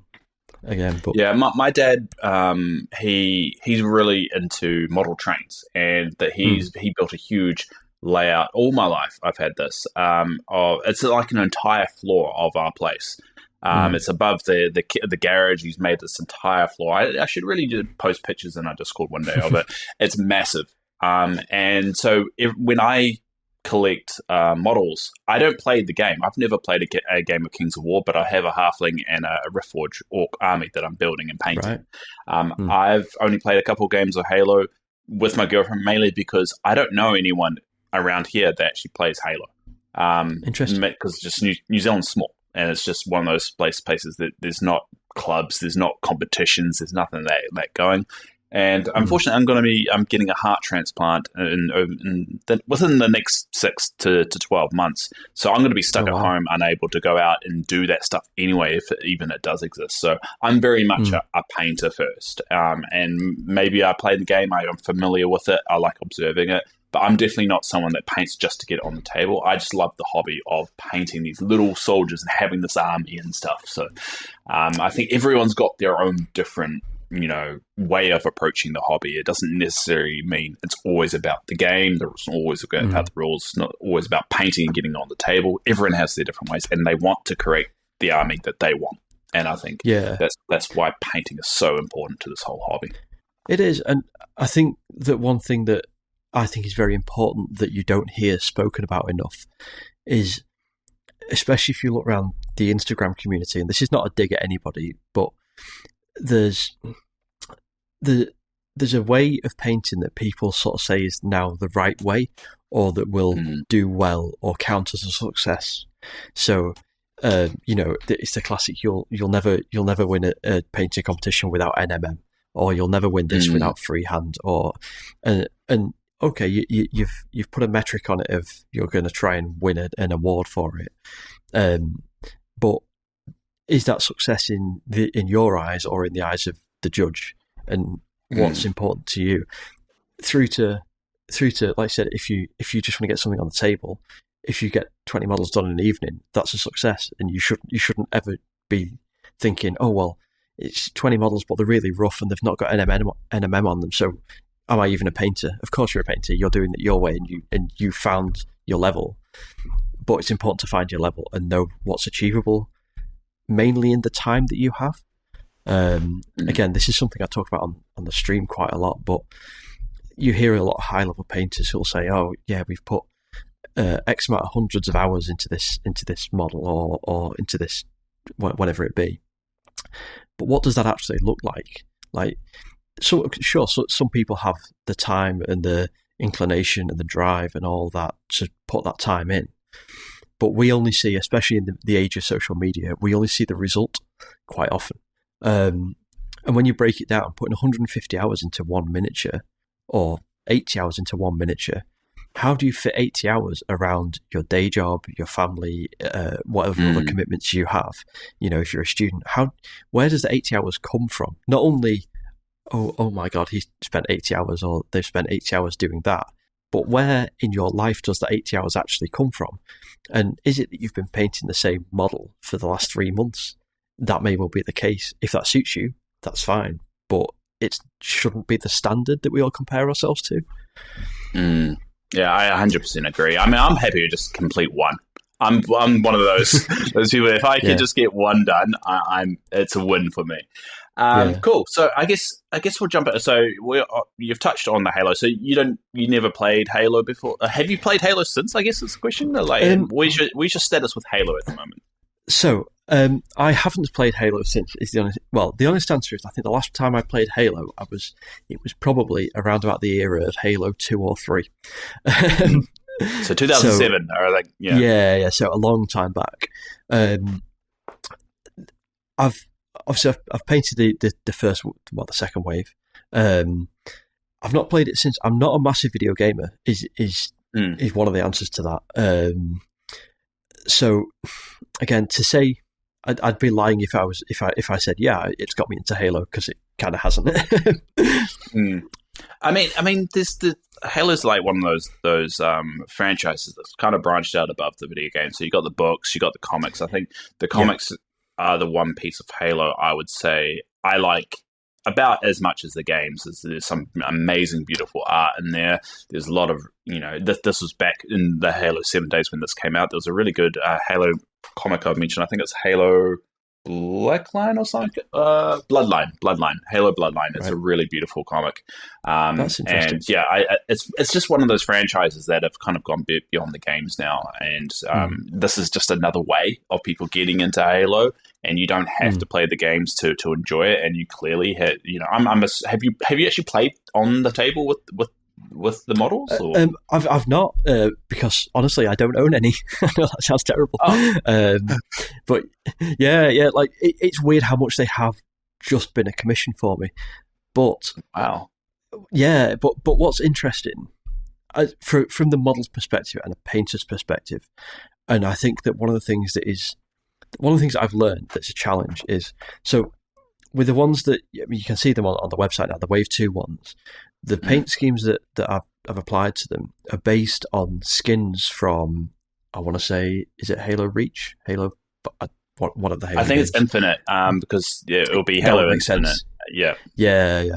So the guys from Mantic sent me screenshots from clearly the screen in Halo where you're about to pick your guy, and they've applied the skins that they wanted me to paint, and transferring that skin from the computer game through to a 40mm model is a lot harder than I thought it would be.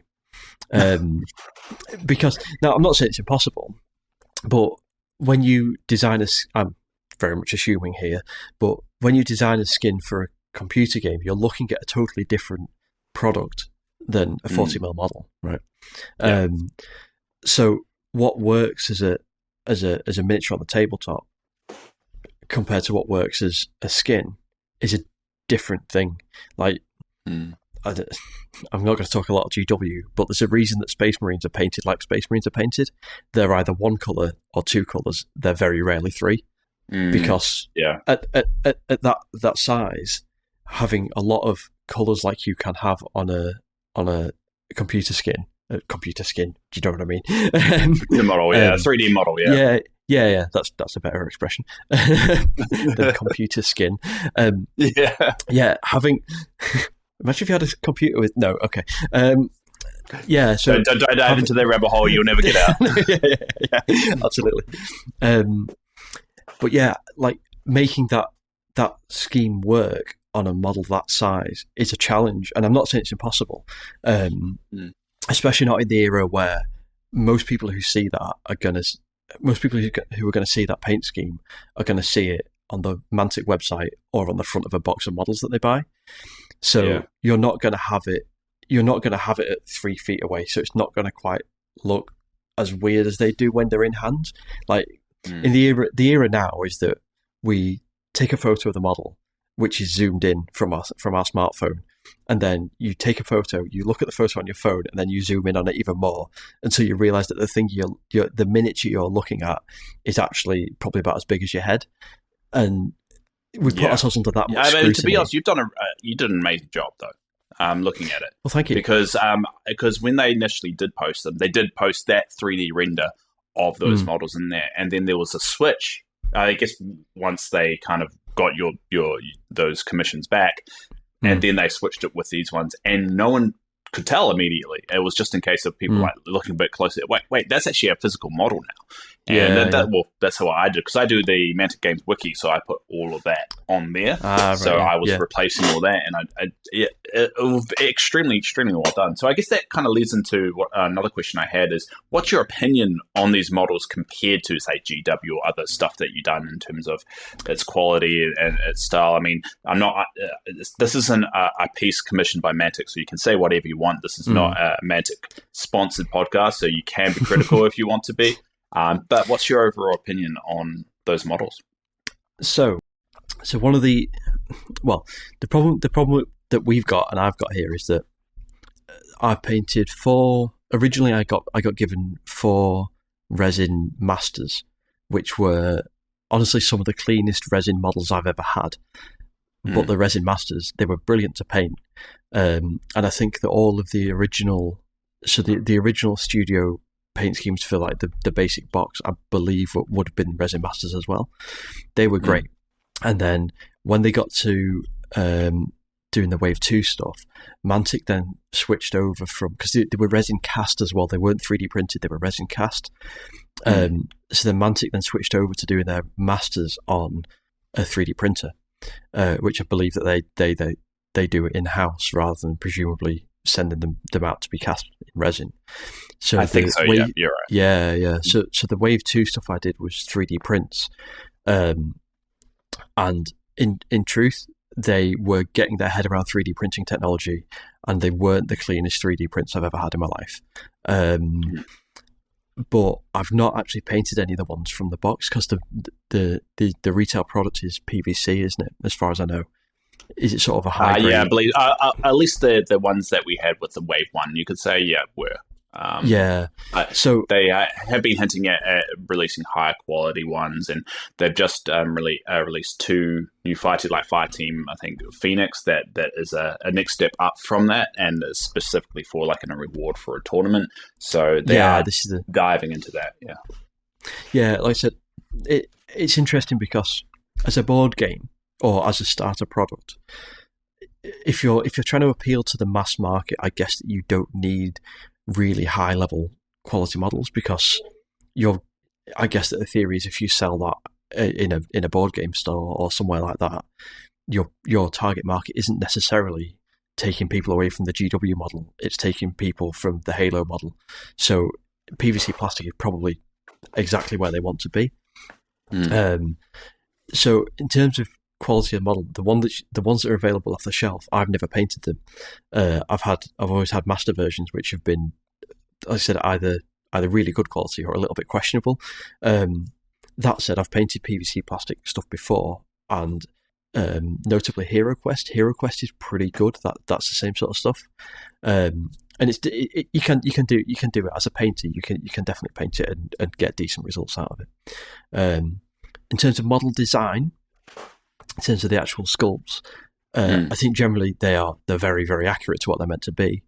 There's if you've painted them, there's a lot of textures on them for what is essentially a man in armor or a person in armor, and that's kind of the way that modern models are going, especially when you look at a lot of models that are available from just the 3D printing community.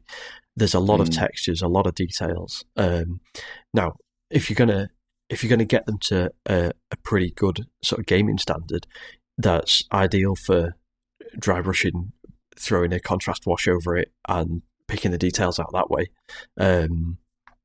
So not an issue.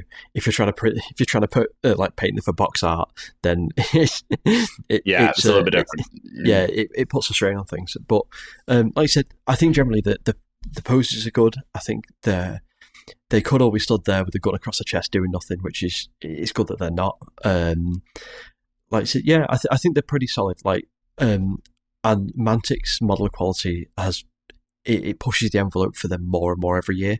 I genuinely, hand on heart, think it's unfair to compare any manufacturer to Games Workshop. It's not a comparison that I'm even willing to make, because it's just unfair that like the size and resources that GW have, like as a gamer who's been in this for a long time, I understand exactly where they are and exactly where Mantic are. And to say, are they turning out Halo models to the same quality as GW? Of course they're not, because and you could probably ask Ronnie Renton about this, and he'll probably agree. There's so much cost and research and all the rest of it involved that it's not a fair comparison. A better comparison would be a smaller size company, like a Steamforged Games or a Privateer Press or someone of that sort of Malifaux, someone of that sort of size, because they're around about the same size companies. But I compare it to a sports team, because sports teams analogies, the majority of people kind of understand. When majority, don't tell my girlfriend that, because she will hate this analogy. It's like comparing like Liverpool with the how much money they put into their players compared to the only one of the only professional sports team, football teams we have down here in New Zealand, Wellington Phoenix, who don't have a huge budget as well, and just trying to put them on par with each other. You don't, because one's got a lot more money to chuck into the best players, and the other one needs to just make sure they survive the year, really. Exactly. And so exactly. Right. That's it. Big differences. Yeah. But that said, like what Mantic have achieved, through first of all getting the license and getting these games out. Like Halo's been the most. Ronnie said multiple times, it's the biggest print run, wasn't it? I think it's done the power of good to get it going, and I think it's done very well in the initial release. So like I said, I think the model quality is like the sculpts are admirable. The sculpts are great. I can't comment on the PVC, but like I said, I've painted PVC models before and they're fine. Like I said, the stuff I've been painting has been generally pretty good. And I know you're under an NDA, but you also mentioned how Mantic were just getting into doing it. Are you noticing that improvement now that you're kind of diving into some of the newer stuff? Yeah, so there's been... I know you have to be careful right now. It's just, you can just say yes and we can leave it there. No, it's all good.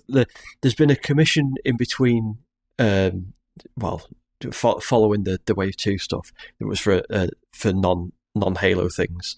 And there was a marked improvement in the 3D prints between the first batch of Halo stuff and then the other stuff I've done for them, and then I've now got another batch of Halo stuff. I can say that, and again, that's around about the same quality. So they've definitely got their head around it a little bit more, I would have said. Yeah. That's good. And another plug for your social medias, and we'll put everything down below as well, that links to your Blue Sky and to your Twitch, because if you're going to be the one that's going to be able to show it once you're allowed to. So I would say keep an eye on that if you guys want to see the mystery Halo projects or models absolutely. Just in general, really, that you're working on.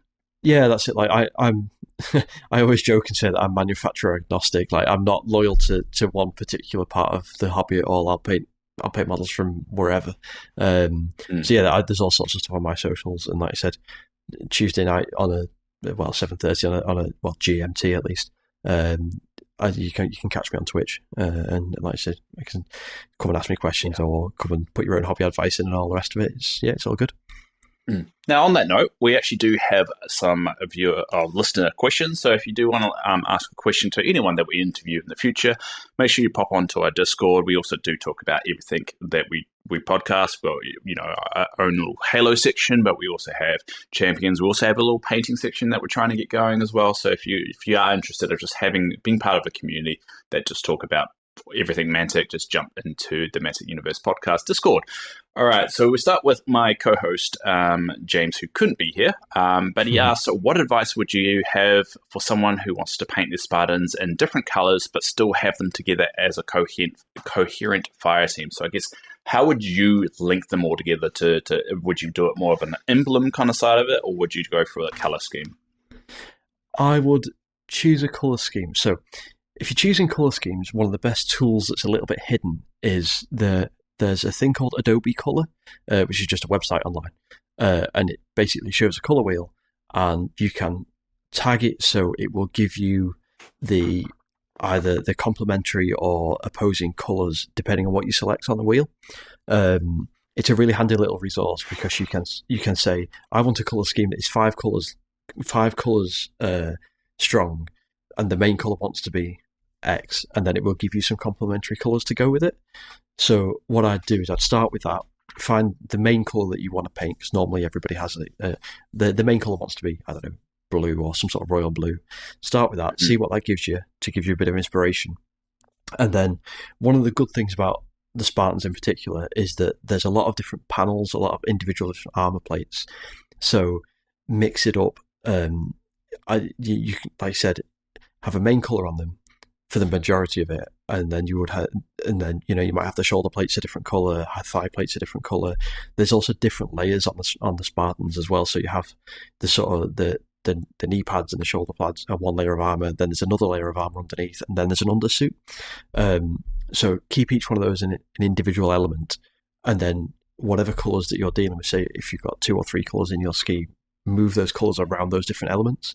So one of them would have, I said, blue knee pads and shoulder pads. The next one, and then its undersuit or their undersuit will be grey, and the rest of the armor is white. Then the next one, move that around so the white goes in the shoulder pads and the knee pads, and that way your team will look coherent, but they'll look interesting as well, rather than just being the same.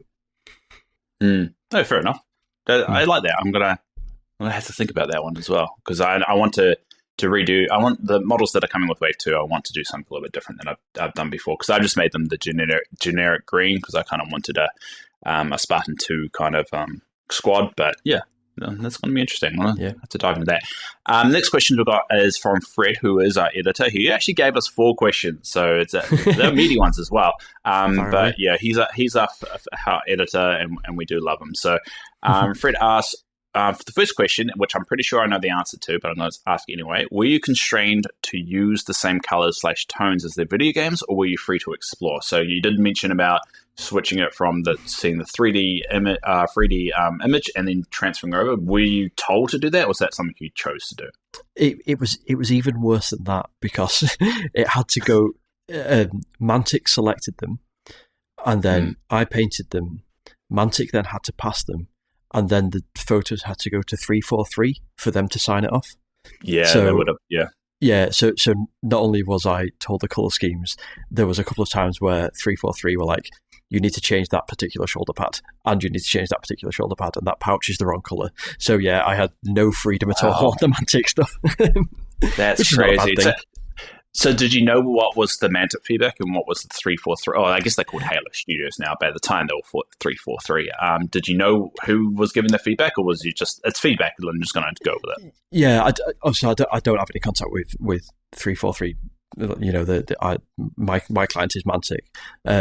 So I basically submitted the pictures for the first round from them, and they were like, that's fine for us. We'll give it to 343, and then there'll be another round of feedback. So I knew whose feedback was whose, but I don't know who gave it from the 343 side of things. God, crazy! We always hear it, because I mean, Halo Studios or 343 have been through a little bit of a ringer over the last year with controversy and so forth, and having that very micromanagement kind of control from the exec side of it that have influenced the game. It's interesting to see that flow on to even this product as well, of just the color of something like that. Yeah. So it's quite interesting to see how they operate, and I'm sure there's a reason, don't know whether it's justified. I'm sure there's a reason that they come up with these things. So. I think it's entirely understandable, to be honest with you. If you're giving a license to another company to represent your product, it does need to be as accurate as it can be.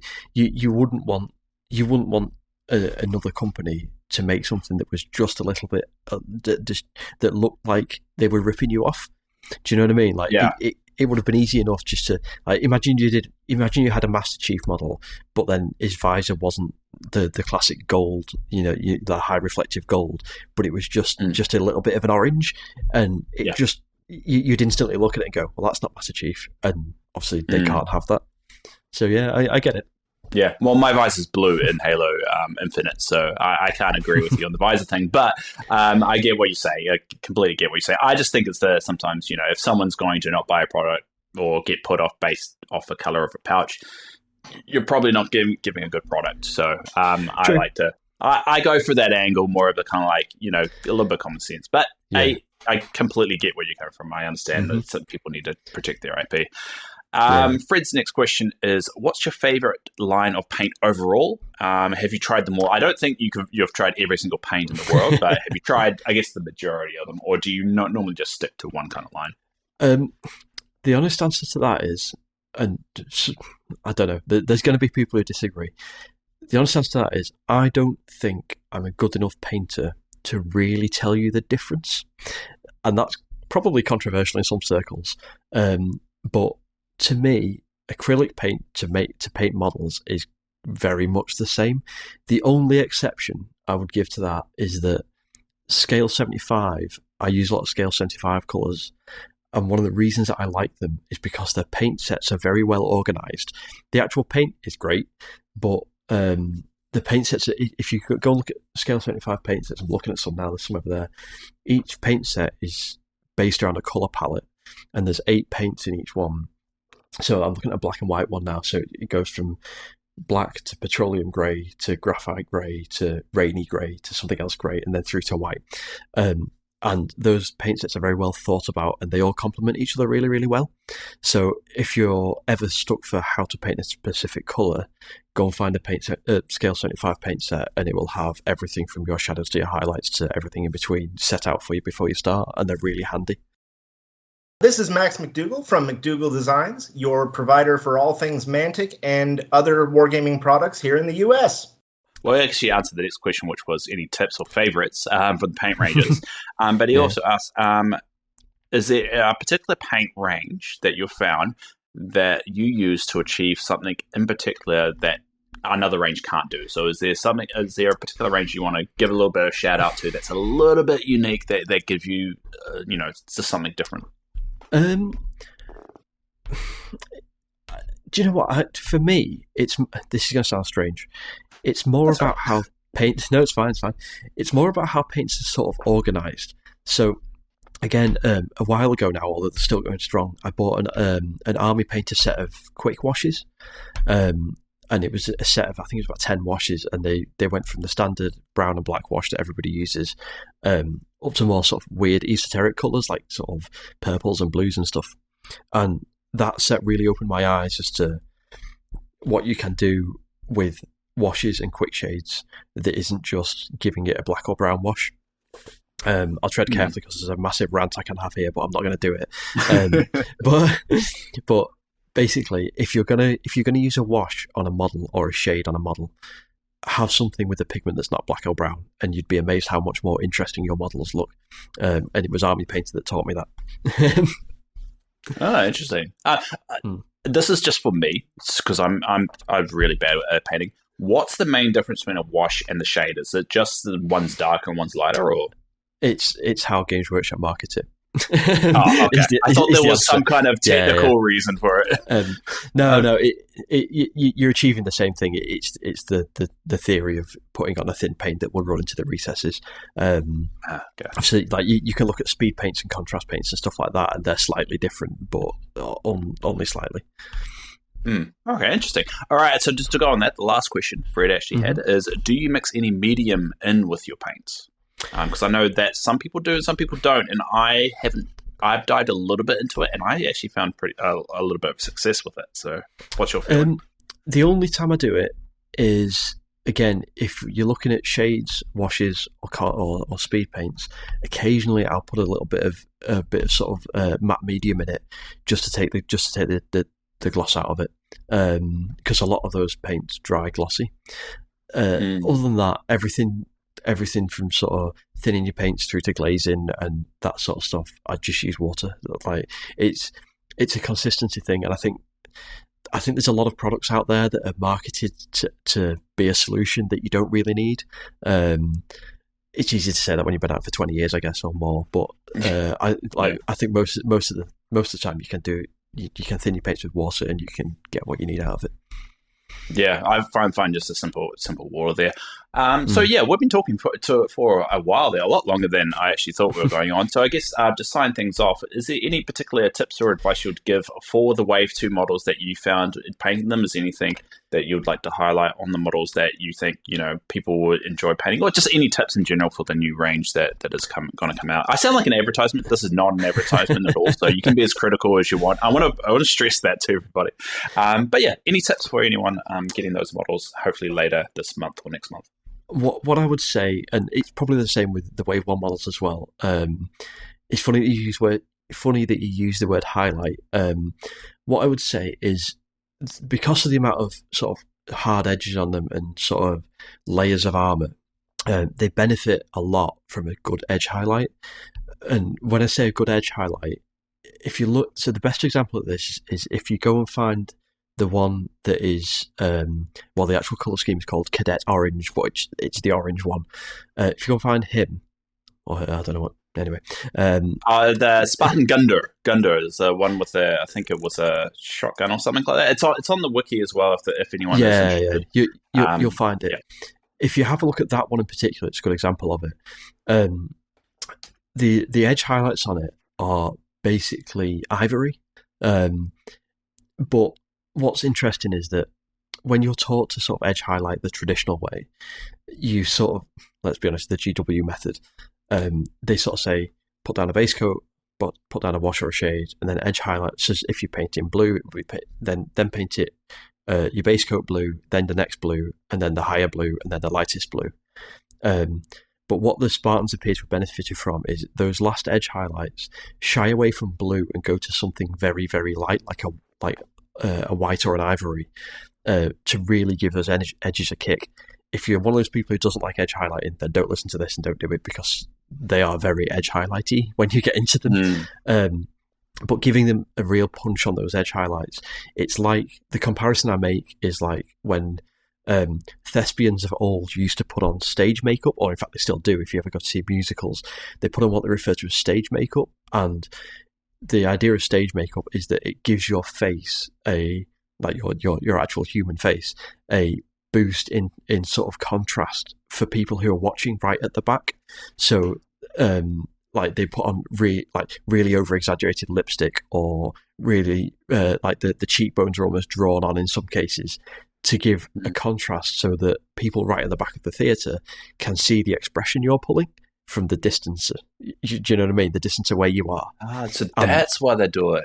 That's why they do it. That makes sense now. Yeah, because if you think about, say you go watching a live sporting event, and obviously they're not wearing stage makeup when they're kicking a football around, but you can't really make out what's going on unless you're sat on the touchline, right? They so should just for one game. Just to see the difference. Yeah. Just have them all with clown makeup on. Exactly. But yeah, that's what stage makeup is about. As far as I'm aware, someone might correct me, but that's the theory behind it. It's so that you can pick out the expression of the person from miles away, not miles, but a long way. Yeah, off. you get And because the Spartans are so edge highlight heavy, they benefit from the same theory, really put a bit of over contrast in those edge highlights, and they really kick on the tabletop. That's my advice. Nice. And did you put extra highlighting on these ones because they were display ones, or you would have done it this way anyway? So I put extra edge highlights on these ones specifically because they were being shot as box art. This was one of the bits of feedback I had. Because they're coming under so much scrutiny, give them the stage makeup basically. But yeah, it really did improve them, to be honest with you. Like I said, it worked really well. Nice. All right, cool. I'm looking forward to the ones you do in the future, especially how we're going to start hopefully moving away from the Spartan side of it. We're going to start to see more of the creatures and the things from the Halo universe, which I'm a huge fan of that lore. So it's going to be interesting to see what you got coming forward. Yeah, I think people are definitely clamouring for it, aren't they? I can sense that. Yeah, I think it's just a case of there is only so many times you can play with a Spartan, you could say, or so many times, and with the Halo universe, we've got a whole race, a whole enemy, which is a compilation of different races and different colors and so forth, and that's a lot more interesting to see on the battlefield than Spartans, sadly. Sometimes, most of the time, Spartans only can entertain you so much, but seeing grunts, seeing jackals, seeing brutes all on the battlefield, I think people are looking forward to. And we do know brutes are coming, so it's going to be interesting to see them actually. Yeah. I think it's interesting because from Mantic's point of view, I think they've done exactly the right thing by focusing the game on, at least as a starter product, they've done exactly the right thing by focusing the game on the sort of PvP arena, is from what I understand. Because it's almost put it out there as a board game style product. I think traditionally Mantic have probably, and this is absolute guesswork on my point, but I would imagine that historically their marketing strategy has been find the people who used to play Warhammer and make them play our games. Whereas I think for this one specifically, they've now broadened that to also find the people who play Halo and make them play our games, which makes perfect sense. You're broadening your field, but then you've got to have that starter set marketed to somebody who can pick it up very quickly. I think the phrase is the on-ramp, isn't it? It's how quickly can you... if you ever watch Guerrilla Gaming, he always talks about the Christmas morning test, which is if you received the box of Halo on Christmas morning, how quickly do you get it on the table and play your first game? Because obviously, you look at the GW games, it's not quick. You have to pop all the Space Marines out of the sprues and build them all and all the rest of it. Whereas the one-piece PVC plastic means that you take them out of the box and you play it like a board game. And I think that there's a lot of clever marketing in that, and that's probably why it's done as well as it has. I think they've done the right thing, but obviously from the wargaming side of the community, I can very much understand how people are going to be, at this point, they will have figured out everything that the Spartans can do and now are ready for the next challenge. I get that 100%. Yeah, and I think they've just released, and we were recording this the day that Mantic Games actually releases how to use the points on their YouTube channel. So we're starting to get that feel, and a lot of people.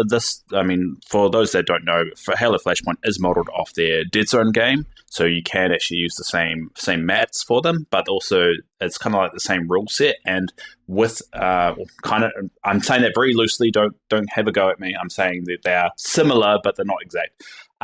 But you can actually go up in scale and play their Firefight game, which is just the larger form of it as well. So a lot of people are hoping that with the Flashpoint is kind of like it's Dead Zone, and that we're going to get a Firefight kind of example of it scaling up and being able to use the same models there as well. I think that's what a lot of people are kind of expecting and hoping for, because that means you get Scorpion tanks, you get Warthogs, you get those classic stuff on the table as well. So there's definitely a lot of excitement around what this potentially could lead. If we keep going in this route, we introduce new races and new characters and new things, that we could eventually see that escalation. So that's really, really exciting.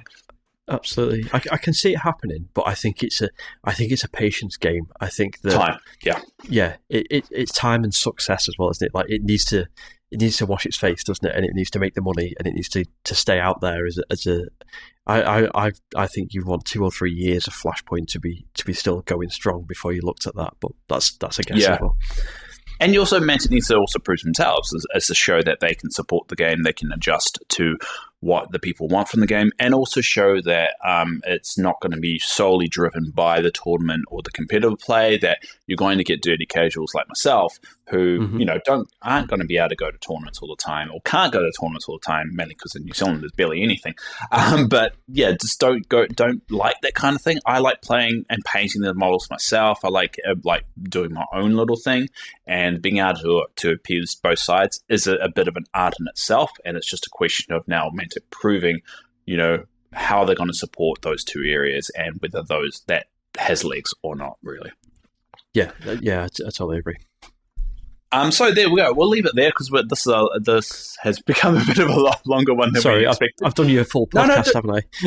No, don't be sorry at all. I've got ADHD, so I mean, I go on tangents just as much as anybody else, probably even more. But yeah, thanks heaps for coming along there, Glenn. And again, if you do want to watch his stuff on Tuesday GMT time, is that? Yeah, 7:30 GMT. 7:30 GMT, so that would be 8:30 PM my time, actually. Just little AM. Sorry, it'll be the middle of work. That's why I always miss it. I was going to say no. It's a breakfast thing if you're on the other side of the world. Other side of the world, Australia, you've got over about 6:30 a.m. But you'll be able to work out your time. But that is at twitch.tv/Gonders, so GONDERS. You're also on Blue Sky. I believe it's the same GONDERS. Yeah, exactly. Is that right? I should really let you do it, just to get my voice great. But I was just giving you a shout out. There you go. Thank you. Like I said, it's that's all right. And if anyone has any questions, you're open book with it? Absolutely, yeah. Contact? You can DM me on either Instagram, Blue Sky, or like I said, find me in a Twitch chat at some point.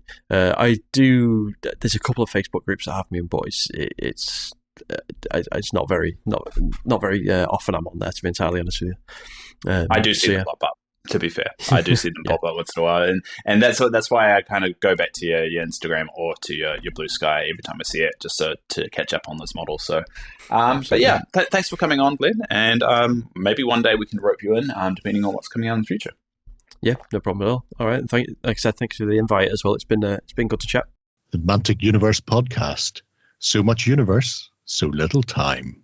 And we're back here with James and Dave. So, yeah, hopefully you listened to that interview and you enjoyed it. Again, I do stress to go check out his Twitch channel. And he's really talented. And he sounds like he's got a few Halo things in the works as well. So we might see some new things. He does post them on his Blue Sky, I think it is.